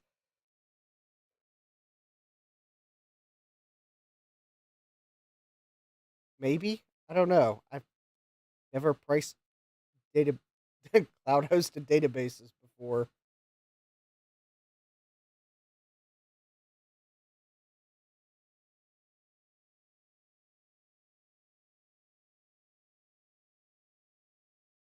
I guess I should have known that no, they don't have a no such thing as FileMaker that runs on your computer.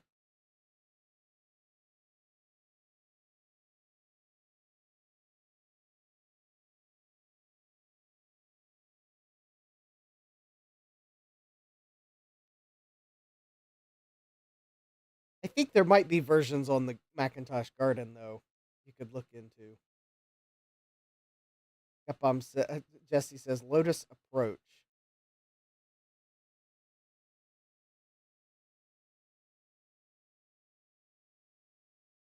What is that? Why does that sound like Computer Arch from Star Trek? Capcom says I just use MySQL/Maria database, and if I need a GUI, I use MySQL Workbench. All free.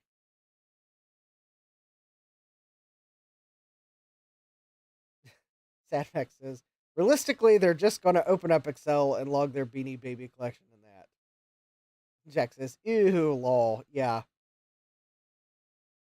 Capcom says MySQL is the most used database in the world.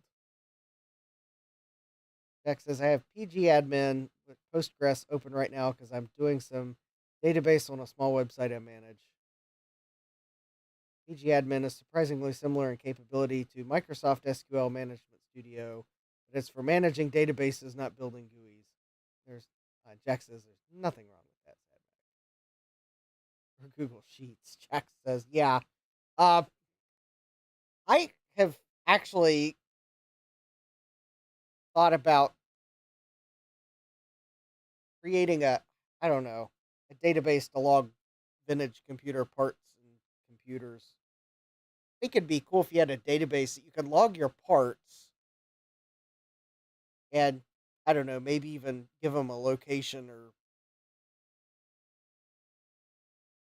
somehow kind of track maybe roughly where they were.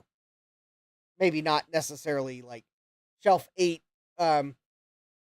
rack 8, shelf 2, box 4, blah, blah, blah, blah, blah. But, like, have you loaned it out or not? And then, like, if you put the parts together in a computer, you could, like, basically put the parts in a computer and then you'd be tracking the computer. But if you're looking for one of the parts that's in a computer, it can tell you which computer it's in. That would be pretty cool. Sadmax says, or is this working or not? Yeah, that'd be good if it could also track if it's working or if it needs repaired. Place to put notes, like repair notes. Mike says, yes, it's to inventory my vintage computer stuff in 10,000 records and CDs. One bit says, anything that could even remotely give me game making capability. I tried it. Jesse says, actually, snipe it. Can track assets and consumables. It's free as far as I know.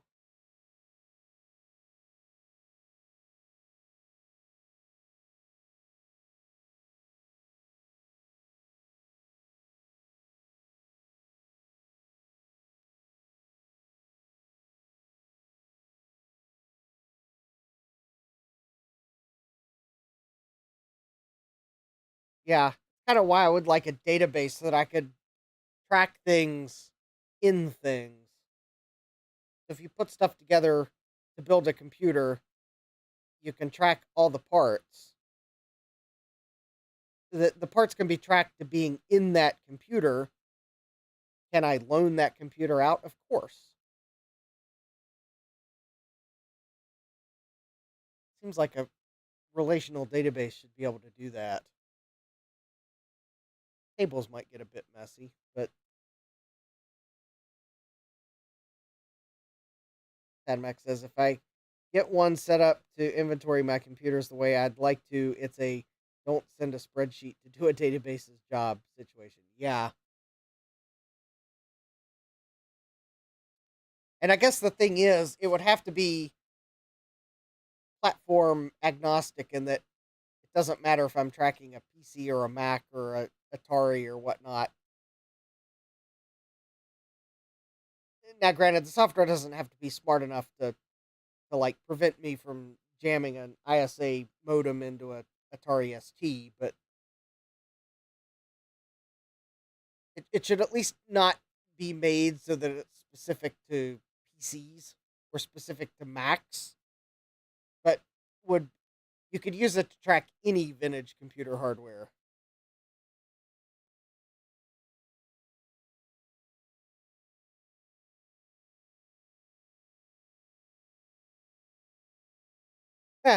Yapom says you have a parts table and a machines table and a column for each part that holds the machine ID. Yep.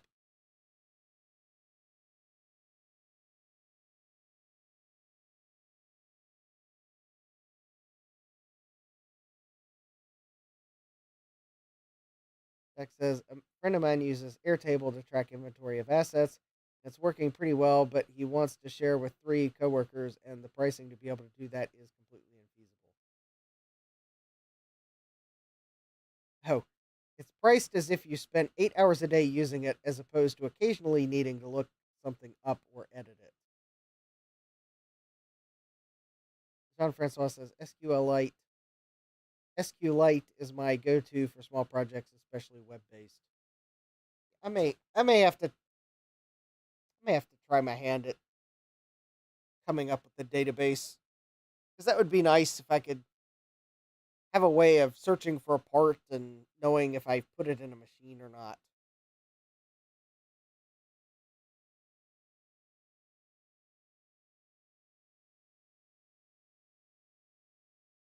Tech says, and it's web based, so it's subscription pricing, and of course they can change anything at any time. Yeah. All right, maybe I don't have a bad sim. I kind of was convinced I did, but maybe I don't.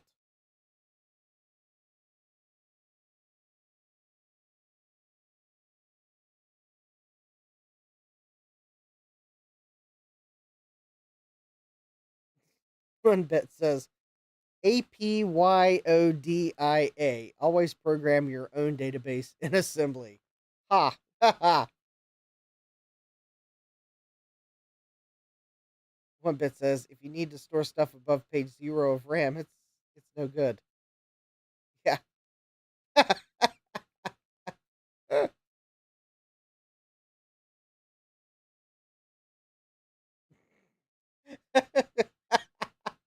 Sadback says I don't like pain that much. So Jack says, are we talking about an 8-bit 0 page? Ah. Think I'd rather write my database to write only memory than try to implement a database in assembly language.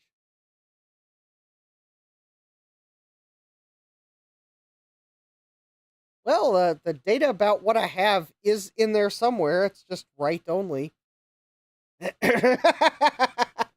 One bit says EEPROM database. Oh, brilliant at my suggestion. Yeah. Probably. Yeah, write only memory database. You can only write it, so it's safe. Jack says, "Law, every time you need to update it, just write the chip." Yeah. Just don't let the sticker fall off the window and set it out in the sun too long. One bit. Just buy more chips and use new chips to keep track of the first chips. Uh-oh. I think we have a pyramid scheme database. You have to buy more chips to track the first chips. That's going to escalate quickly.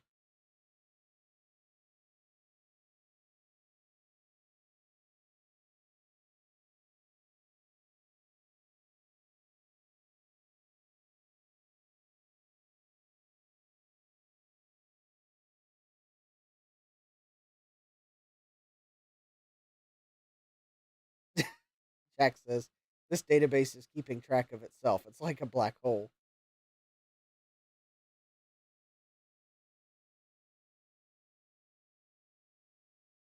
AdMax says, I guess if you need to read it, just bitwise or 0, I think.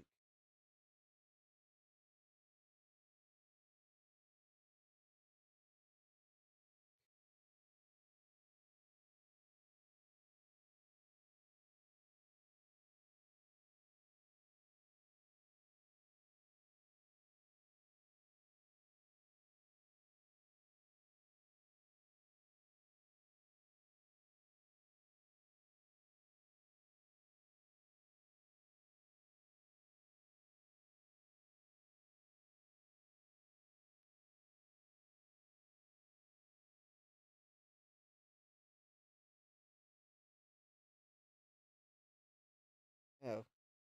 AdMax says, it's been a minute since I've done the math on that, and I don't have pen and paper in front of me at the moment.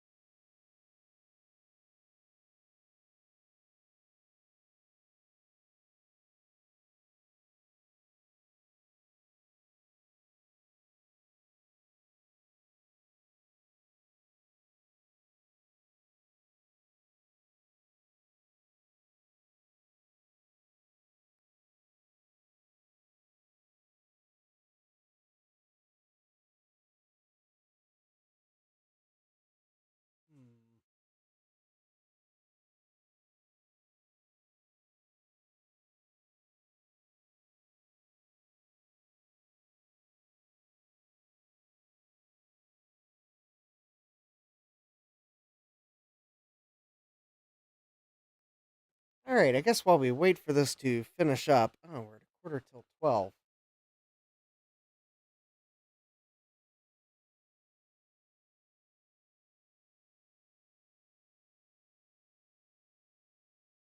I think I know how to solve this conundrum. We'll continue on the SE30 on Thursday. That's the only logical choice course of action. They'll also give me a chance to see if I have any 4 megabyte non parity sims between now and then.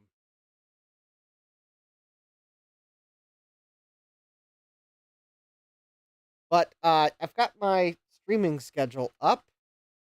So I am, for this month, going to try Mondays and Thursdays. That will help me get around a few recurring conflicts. Also, the other benefit is if I stream on Monday and realize I need to order parts on Tuesday, then there's a chance, if I pick 2-day shipping, that I could have them by Thursday. Also, a chance that console 5, I don't really have to pay for much upgraded shipping, and sometimes I get their stuff in 2 days. So it also gives me a chance between Monday and Thursday of having a better chance of getting parts. Now, granted, Thursday to Monday, well, no, probably won't, but at least the Monday to Thursday, I have a chance for getting parts, whereas Tuesday and Thursday, it was actually even hard if I ordered parts on Friday for them to be in Tuesday, just because of various factors. But anyways, it increases the chance that I could get parts midweek. It attempts to avoid some recurring conflicts that I can still have one night where I stream for an hour longer than the other night. Looks like the RAM passed, so my thought I had a bad one is wrong. And now, of course, I say that, but I do have 2 nights in June where I'm not planning on streaming. And one is because I have a friend that is coming down from Michigan, and they're going to be in the Richmond area about the middle of the month. So I am going to. They're a poet, and they're having a show, and I am going to try to go see them. So that is going to be on a Thursday. So I will not be streaming that night. And then the alumni association for the college I went to is doing an after hours night in Richmond. And that is going to be on a Monday night. And I thought, since I saw that they're having one in the area, because Richmond is what I would consider in the area, although not a distance I will drive for usual things, but for things like this, Richmond is definitely preferable than some other distant destinations. I am going to go to the alumni get-together in Richmond, and we'll see how that goes. Do some networking. So, Jesse says, so I'm definitely streaming on the 12th. Lol. Yeah. Well, that's good, Jesse. I won't feel bad for that being the night that I am going to go see my friend's show in Richmond. So I had thought about moving the stream on Monday the 16th to Tuesday the 17th, but alas, that recurring conflict comes into play. I will have to see if I would have enough time to bother streaming Tuesday. But so I may stream that Tuesday because that Monday I'll be in Richmond for the alumni get together. And then, of course, this weekend I am planning, unless barring unforeseen circumstances, I am planning on being at the swap meet in Wall, New Jersey. I am very much tempted to just sign up as a vendor, even if that is for the sole reason of being able to park in the vendor area and hand out buttons at a table by my car while I go shop, because I can set a table up with buttons for my YouTube channel, and like, I don't think the rules say that you actually have to sell anything at your vendor table. I may double check that, but might get some funny looks by me paying for a vendor table and giving away my free channel buttons, but I don't think the rules say that you actually have to sell anything at your vendor table. You just have to pay to have one. So I am very much tempted to just go ahead and pay the $20, and even if I don't have anything to sell, as I'm kind of looking around my basement, there are a few things I would possibly consider bringing to sell, but I'm only going to do it if I have enough to make that worth it. But Mike says, what time? I'm planning on being there with my coffee and donuts at 8 a.m. Pika Delphon says, I need to clean out my 50 plus years of computer stuff. Yeah, I think, Jack says, I'm liking this new Monday thing. I'm actually home most Monday nights. Jack says, prediction, next year there will be an update to the vendor table rules. Well, okay, I might bring one thing to sell so that I'm not the person that makes them update the vendor table rules. The other thing is vendors. The vendors can get there at 7. Not that I'm an early person, but Jack says bring a Trident card and price it at $1,000. Mike says I might even throw a brick printer in your car. I mean, I have a few things that are on my list of I might bring to sell or swap.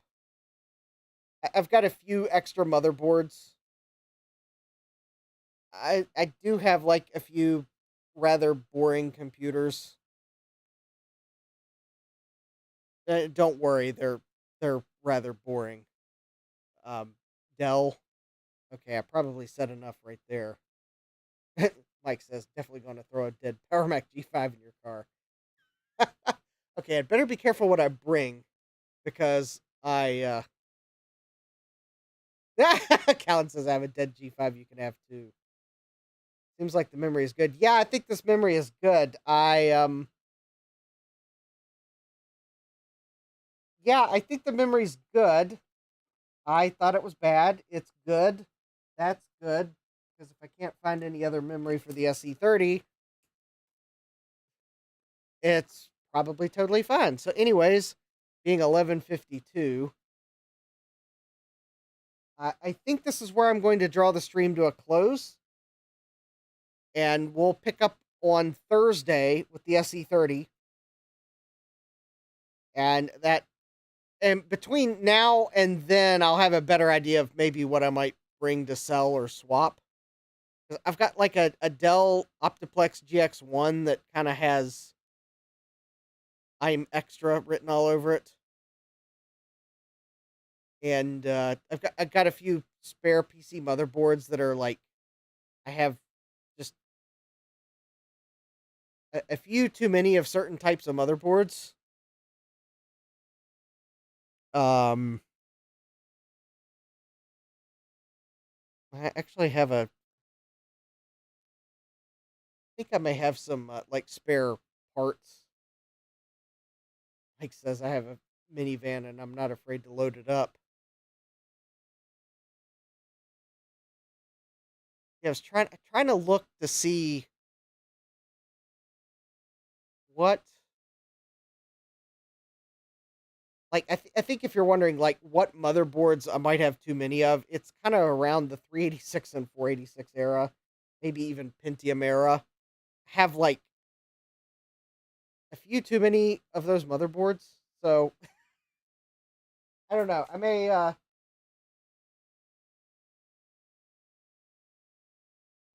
I've got a few things that might I might bring as spares that I could maybe swap.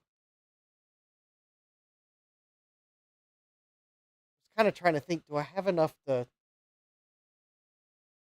make at least break even on the trip? That I could. I mean, not don't worry, nothing. It's not like I'm gonna sell my SE30. Nope, not gonna happen. So probably anything I bring will definitely be like duplicates or previous regrets, things that didn't pan out that I bought for projects. Who knows? I might even bring that whatever's in that Lowe's box. Actually, seriously, that might not be a bad idea for the contents of that Lowe's box. Anyone need some bubble wrap?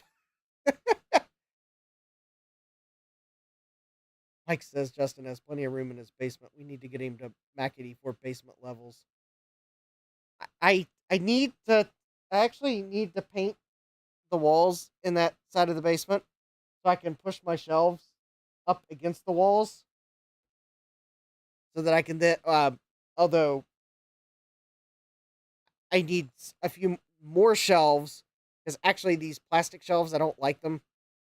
I don't want to have a Voltar incident. Although I will, if that happened, I would have to be a complete admittance that it was the plastic shelves being overloaded. But I need to get a few more metal shelves, paint those walls, so I can then put the shelves against the wall. Because I don't want to put the shelves against the wall and then have to then move everything off the shelves to paint the walls to then put the shelves back into place and reload them. Because I already have enough shelves that I'm going to have to do that with. Callan says he needs to be able to get into his basement. Not sure how Mac 84 moves in there. A true expert. Yeah. Anyways, I probably will have a few things. So I probably might as well just sign up for a vendor table and At the very least, I can hand out stickers and buttons. Mike says, get the Metro racks. I'll have to look those up. The important things are they need to be the price to storage quotient needs to be a good deal. I also have to be able to get them in the basement. So, like, no buying out a closed Lowe's or Home Depot in their shelves. Oh, Mike says the racks they use at VCF during consignment, they are called Metro racks. Okay, those might not be bad. I got plenty of, like, oh, like in supermarket retail. Yeah, this might not be too bad. I got a lot of stuff that's not, like, overly heavy, and I can leave the industrial racks to actual computers. It would be nice if I had some shelves on wheels so I could kind of rearrange them. But yeah, I need to paint the walls over there so I can, like, put shelves in up against the wall and just be able to leave them. And then maybe I'll finally be able to organize the stuff behind me. I can get some more shelves up. Because at some point, I would actually, believe it or not, like to remove these two shelves and then paint the wall behind them with a interesting design, because that would be pretty prominent where I'm live streaming. Effectively, Jack says they have a seismic shelving line. I'll have to look that up. Okay, Mike says they're available at Home Depot and BJ's. Ah, yes, the two stores that are not in my area. Our Home Depot does not open until Thanksgiving, I believe they said. And we don't have a BJ's in this area. So, yeah, believe it or not. Dave says a Jurassic landscape. No, actually, I would like to. I don't know that the wall is long enough, but I have this concept of a like lines in retro colors that merge to turn into different colors. I don't know that the wall's big enough, but I would sure like to try it. I just need to sit down with a drawing tool and kind of map out what it would look like. I'm not trying to copy Miss Fox, but her wall is kind of an inspiration. Mike says, how do you not have a Home Depot? Politics. Nasty local politics is all I can figure. I think it took Home Depot buying our mall for them to probably finally realize that, well, at this point, we can't stop them.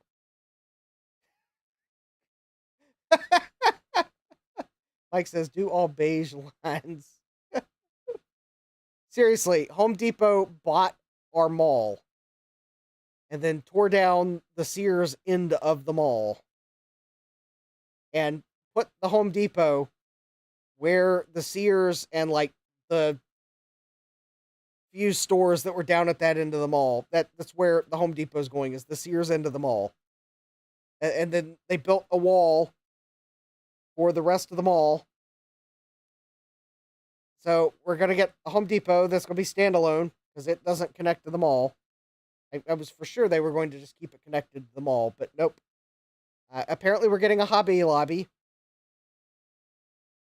I have mixed opinions about that, but since Joanne Fabric is closing, unfortunately, I have mixed feelings about that too. I really don't like going to Michael's. Now you see why I have mixed opinions. Unfortunately, Joanne Fabric is going completely out of business, so yeah, there was no chance of our Joanne's staying open. But Mike says one day I have to visit your area.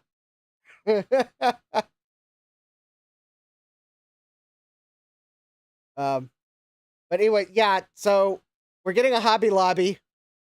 Belk is staying open.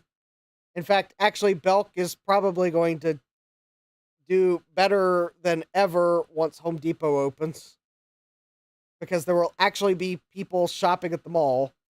I am convinced that Belk has stayed open knowing that Home Depot will be opening. And that is probably the one thing that has kept them open, because I was for sure that Belk was going to close, because there was no Sears, there was no Pennies, and there was hardly any other people in the mall. I was for sure Belk was going to close, despite the fact of them being like a southern institution. I was for sure Belk was going to close, but I'm pretty sure they decided to stay open once they realized Home Depot was opening, and that Hobby Lobby's coming in, because there will be people there again.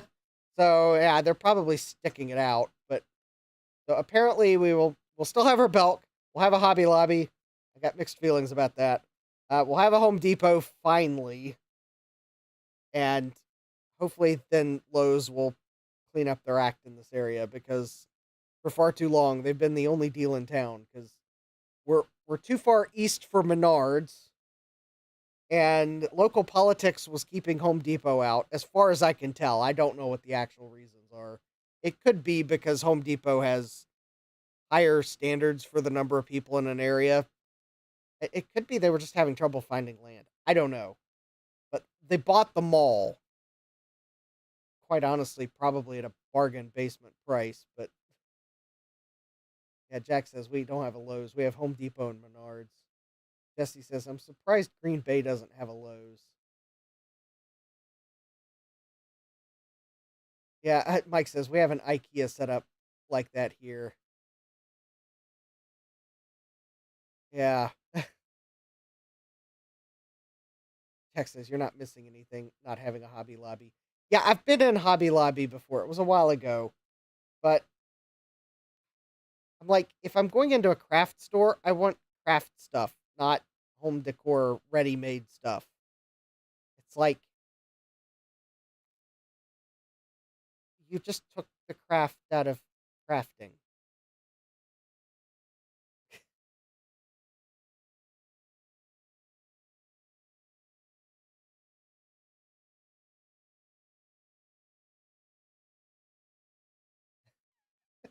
Yeah.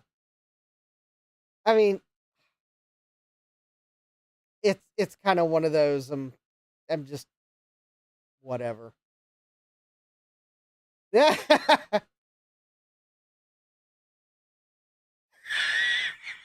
Jack says, I was at Home Depot the other night and I made the mistake of going through the cashier line instead of self checkout. The cashier was grilling me on why I was buying what she believed was an unreasonable quantity of bags of water softener salt. I mean, what else are you going to use water softener salt for? And quite honestly, there's some systems that use a lot of salt. I've seen how much some of those systems can hold, and it's impressive how they can hold it. But yeah, I'm like, yeah, quite honestly, that's the exact time I hope I don't forget to use self checkout.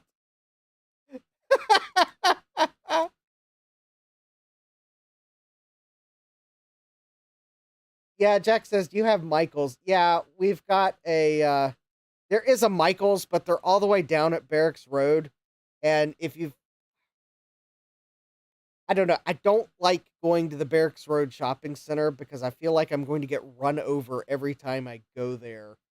It's just where the entrances and exits are. It's like kind of hard to get to the store you're trying to get to in the shopping center. Getting to the shopping center itself is fine. I mean, okay, Route 29 is going to be Route 29.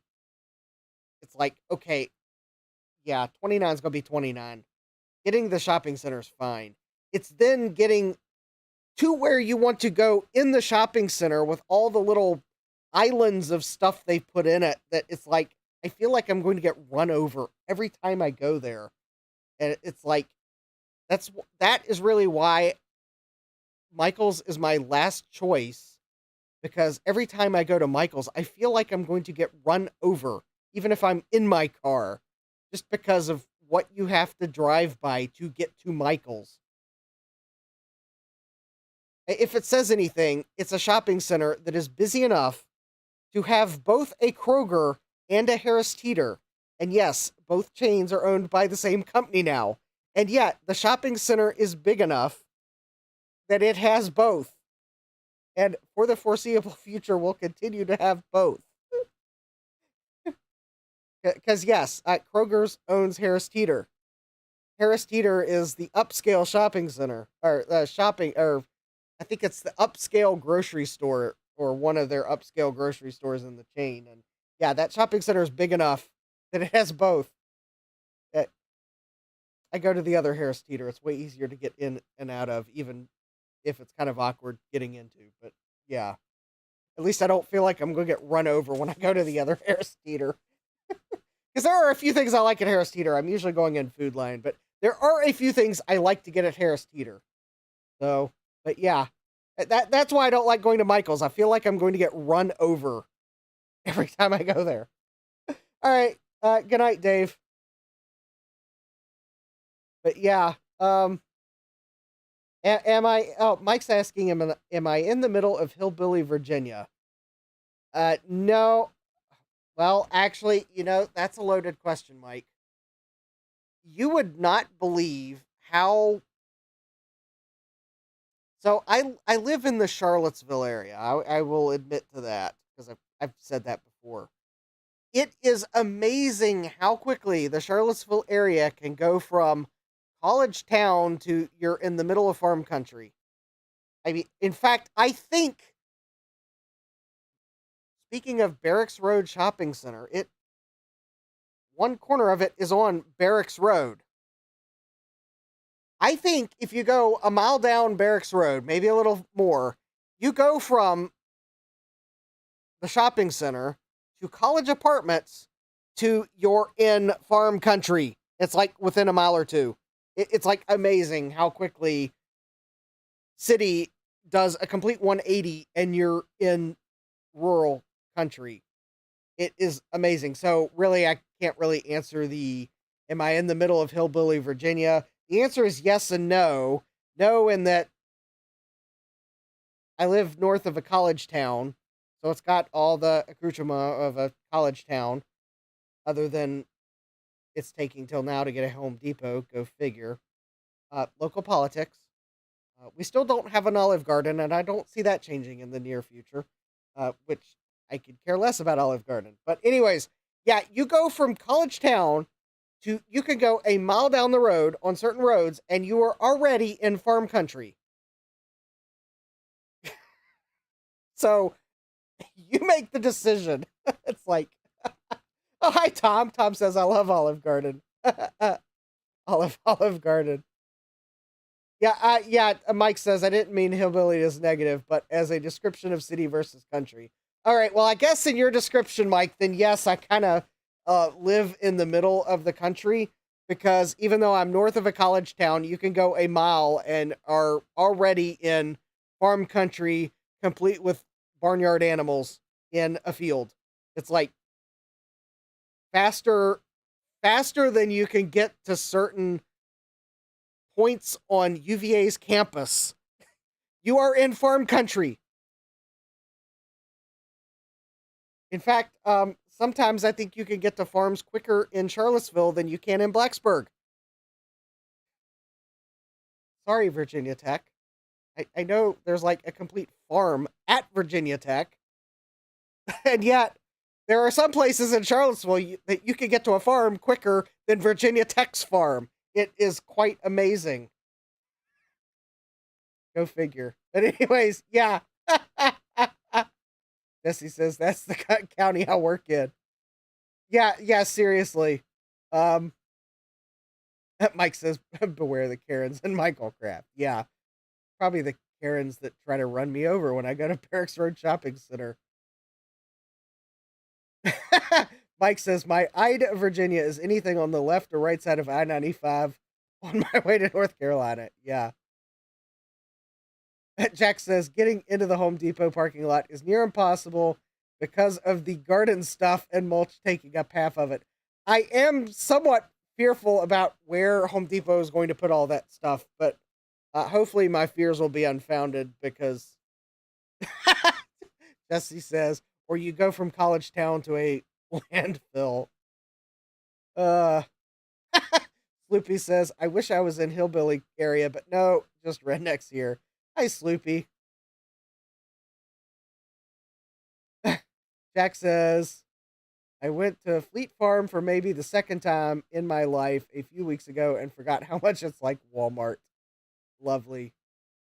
Yeah, Mike says Olive Garden is the McDonald's of Italian food. Go to a local Italian restaurant. Yep, true that, Mike. There are plenty of good Italian restaurants here, which is why I am not going to cry over the fact there's no Olive Garden here. Because when you're there, you're eating generic Americized Italian food. So, yeah, I'm with you. Go to an actual Italian restaurant. Jack says, it's like Walmart, but maybe with a few extra tractor parts. Tom Barber says, it's good Italian food. Yeah. Mike says, the real question is how many Tractor Supply and Dollar Generals do you have? So here's the interesting answer to that. I don't know how many Dollar Generals we have. Because depending on what zip code you give it, their website will not give you the Dollar Generals that are closer than, yeah, it's like their website's broken in this area. Because I was trying to find a Dollar General in this area. I gave it my zip code. It told me there's none in your area. And lo and behold, I go to pay my water bill, drop my water bill off. No, I was going to a county board of supervisors meeting. I took a wrong turn, and lo and behold, I find the Dollar General that they claimed was not in my area, and it's open. And it, had what I was expecting. And it's been there for, forever. So why it's not on their website, I don't know.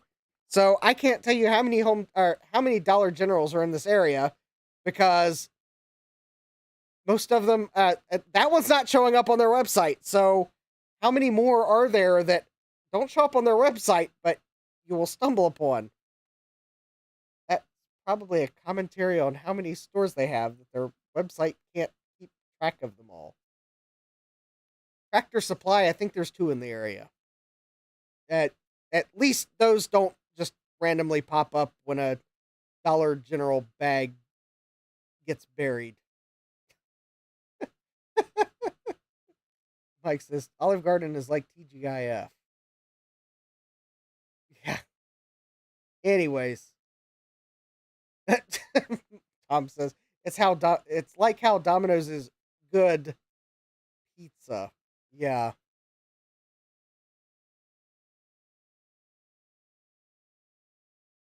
Sloopy says, no, go to my Italian friend's grandma's house for Italian. Yeah, seriously. Jesse says, unless you find a Fleet Farm that hasn't been updated in 40 years. Yeah. Sloopy says, there used to be 3 within 2 miles of me. Now there are 2. Sad Mac says, he can't tell you because Dollar General themselves won't tell him. Yeah, exactly. Mike says, get lost in Justin's hood. Get lost and hear banjo music. Deliverance vibes. Yeah. Yeah, and if you're looking for a Dollar General, just go driving around. You'll find it quicker than Dollar General's website will tell you. Anyways, with that, I think it's time to end the stream because I do have to work tomorrow. Anyways, I am glad you all made this a successful first Monday stream. And if they continue to be successful, then I will make Mondays and Thursdays my permanent streaming days. So, anyways, I thank you all for joining me here. Don't forget to... Jesse says, how about a Dollar Tree and Family Dollar in the same building? Sleepy says, to find a Dollar General, just look for a cornfield. Yeah. Anyways, yeah, don't forget to smash that like button to tell the YouTube algorithm you like content like this. Like it when I get these boards all fixed up and working. Don't forget to subscribe and turn on notifications so you know when I go live next. It'll be Thursday at 9 p.m. Eastern. We'll continue on the Macintosh SE. I will get this PC board off the bench before then so that we can focus on the Mac again and not use a PC for placeholder RAM testing. But until then, I hope you all have a great midweek. Hope to see you here Thursday. Hope to see some of you all Saturday at the swap meet. So with that, I hope you all have a great rest of your day. Take care and God bless. Computerized Start is brought to you by my awesome patrons on Patreon and by your tips and memberships on Ko-fi. These and other channel supporters make my live streams possible. You too can become a channel supporter with tiers starting at just $1. Don't forget to smash that like button. And if you've liked what you've seen, subscribe and turn on notifications so that you don't miss the next video or live stream. And as always, thank you for all your support. I hope to see you next time. And until then, take care.